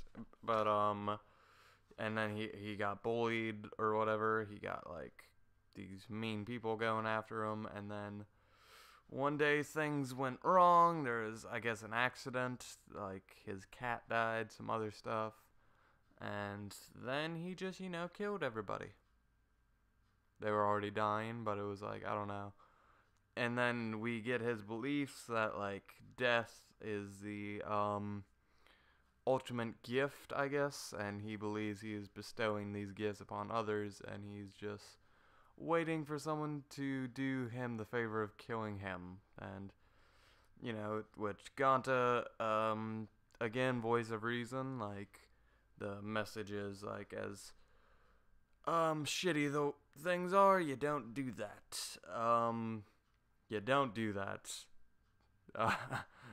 All morals in any story are just do something or don't do something.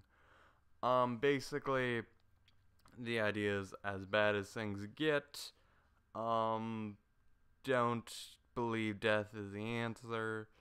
Keep fighting the good fight. They did it so much better in the show than I'm explaining it now, because there are people you always care for, and you have to do them the honor of keep going no matter what. My camera, oh my God.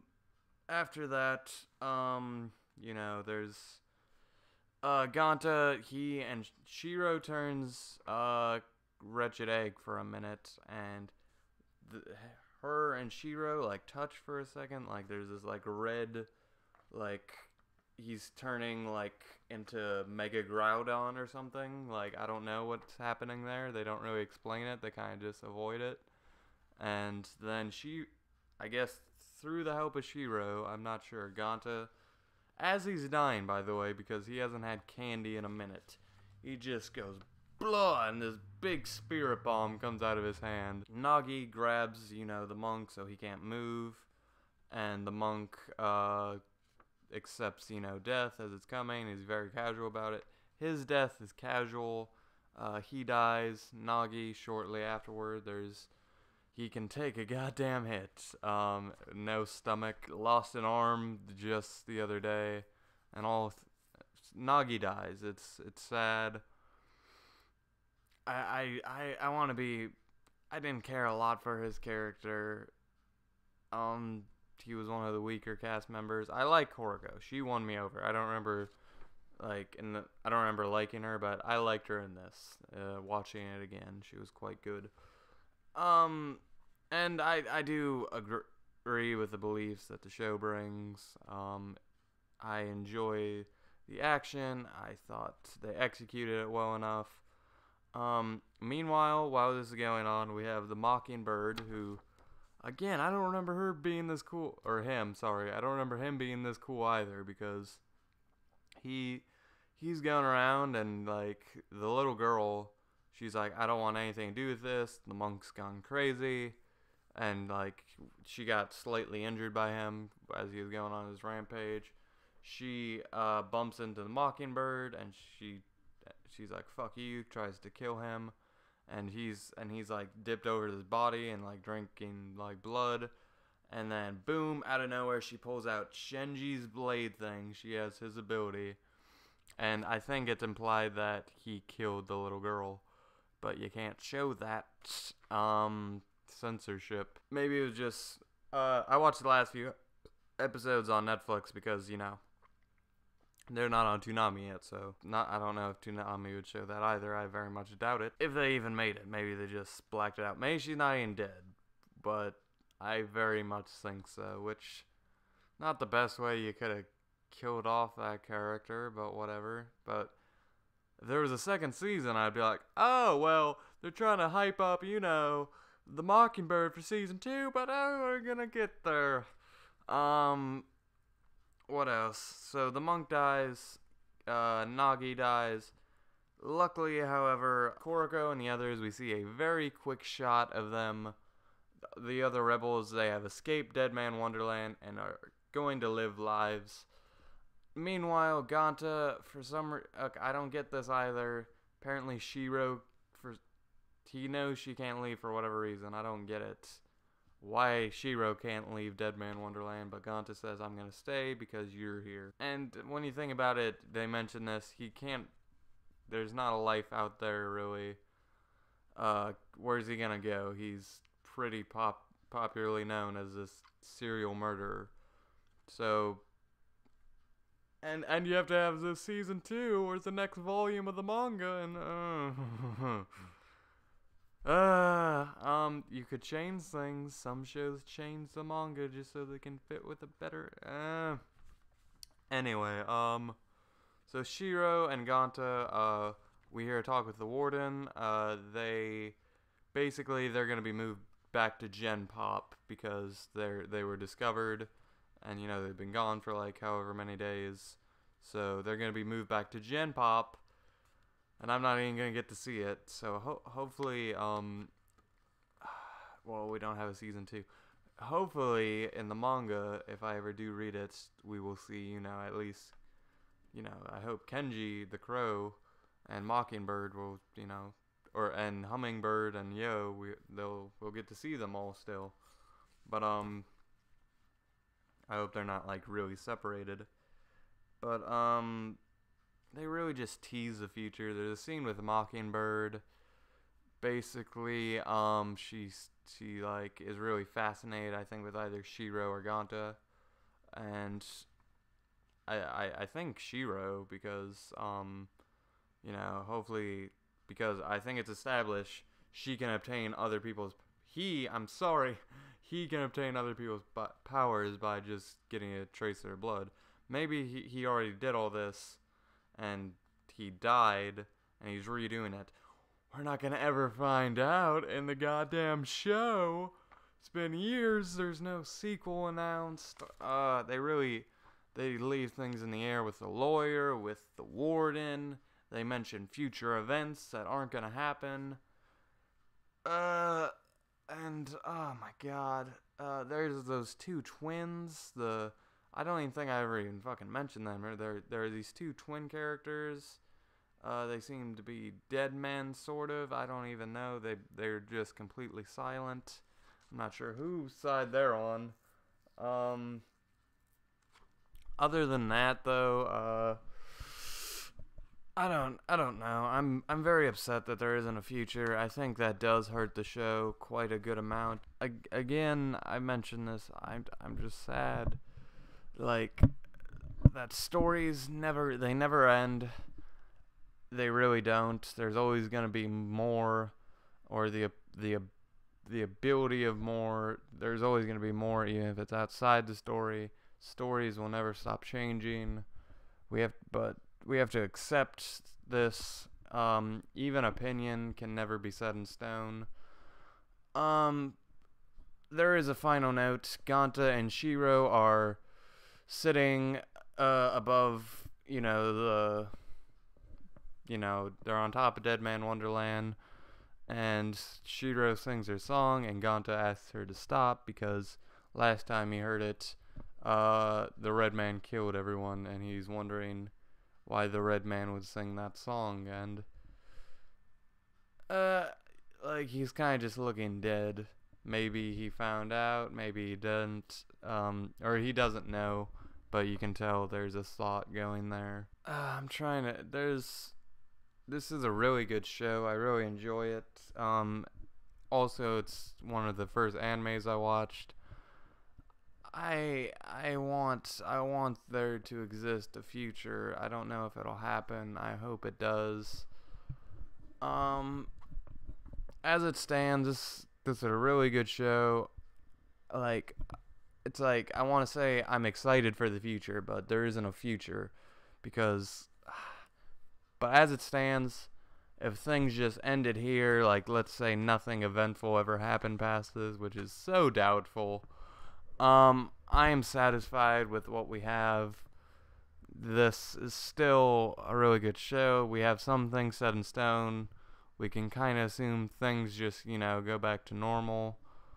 I wanted a last scene with the crow, but we still have our OVA/secret episode, which I have never even watched. Yep, I didn't get to watch it last time because, it was separate. But I'm going to be able to watch it now, so I'm kind of excited. This is going to be a first reaction, pretty much. Hopefully we can get some kind of closure with the crow, or at least something. I know it's a prequel type thing, but whatever. I'm pretty excited. We have one more final, but for as a show, if you really want to count the OVA separate, thank you guys for watching Deadman Wonderland. Great show, and I'm trying to think of a good way to end things. But oh wait, the series didn't, so why should I? Welcome everyone to the final episode, if you want to call it that, the spin-off episode, the bonus episode. I've heard some people call it a separate OVA. It doesn't matter, we're just gonna group it in there.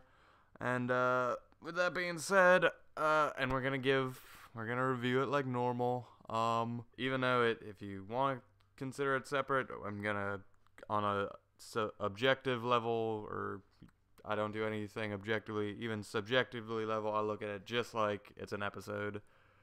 Cause it has the opening and the closer. It's an episode, okay, guys.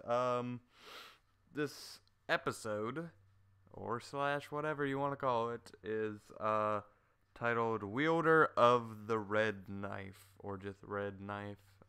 I didn't write it as so maybe they didn't put one there. It doesn't matter.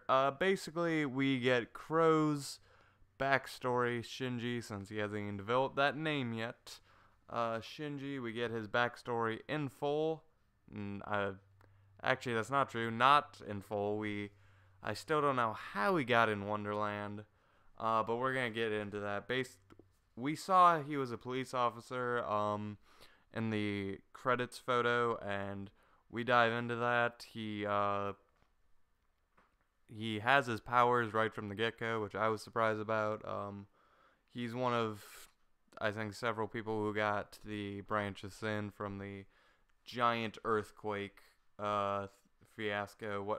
I'm sure the manga probably fucking explains it, but we're not gonna get into that.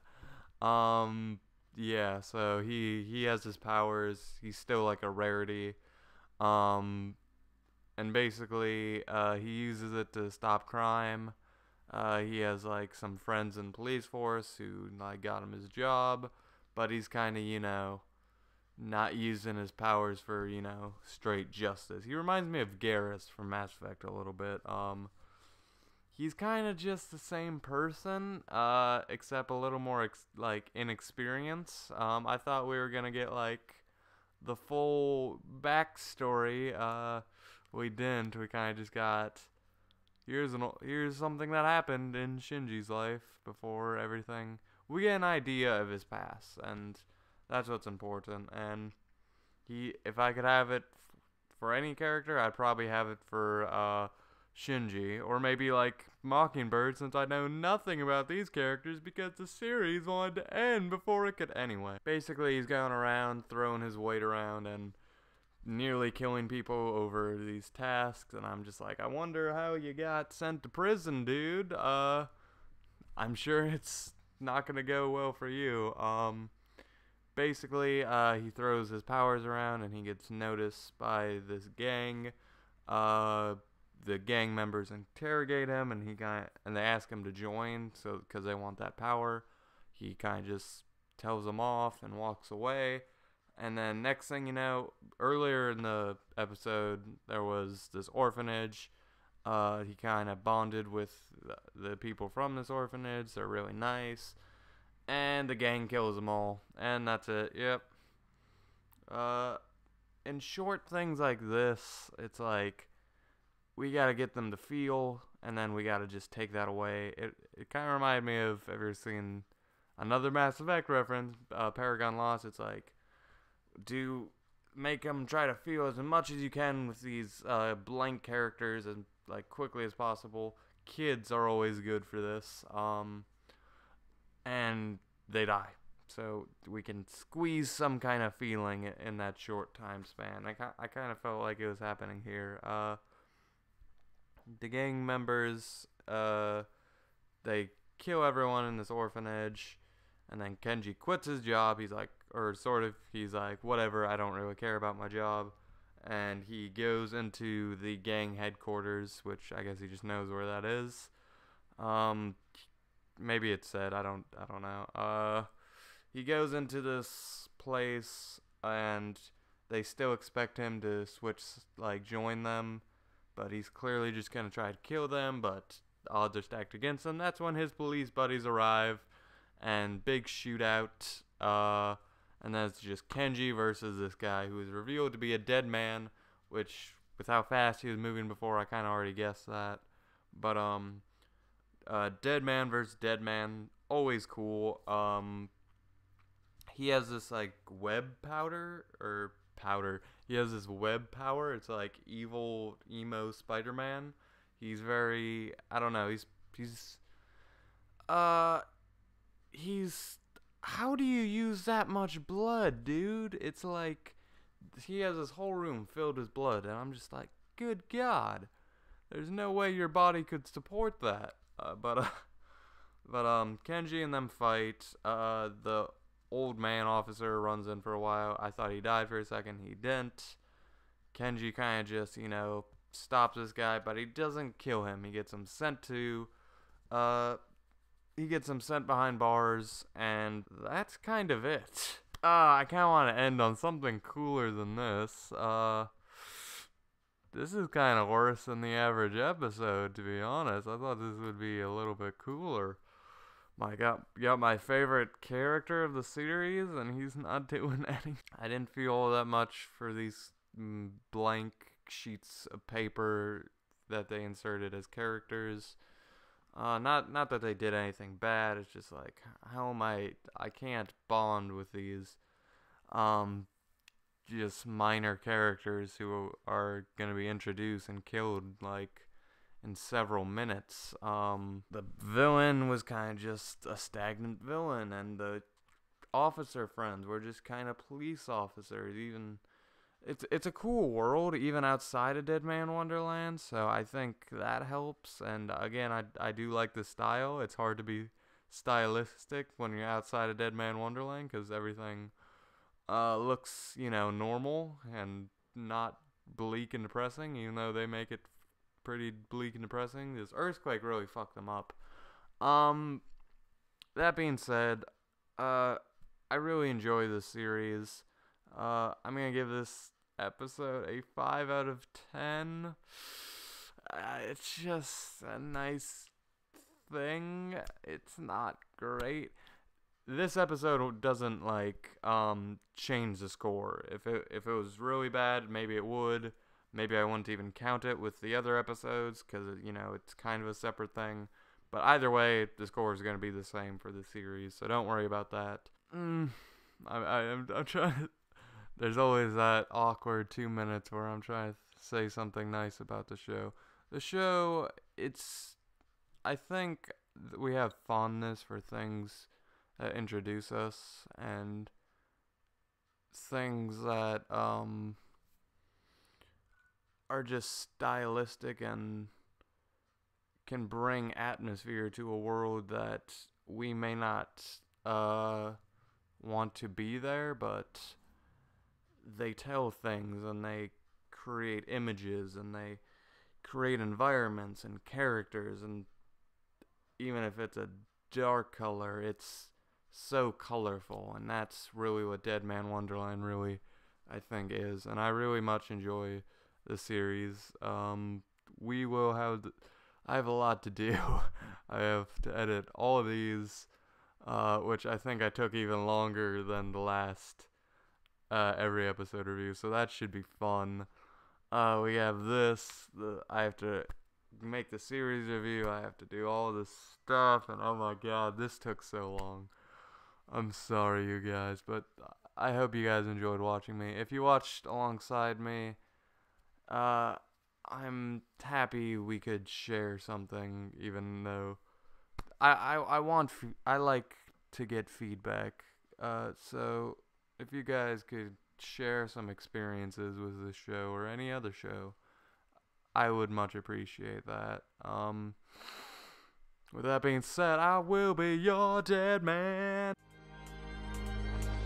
You say black and white, 涙止まらないずっと不条理なこの世界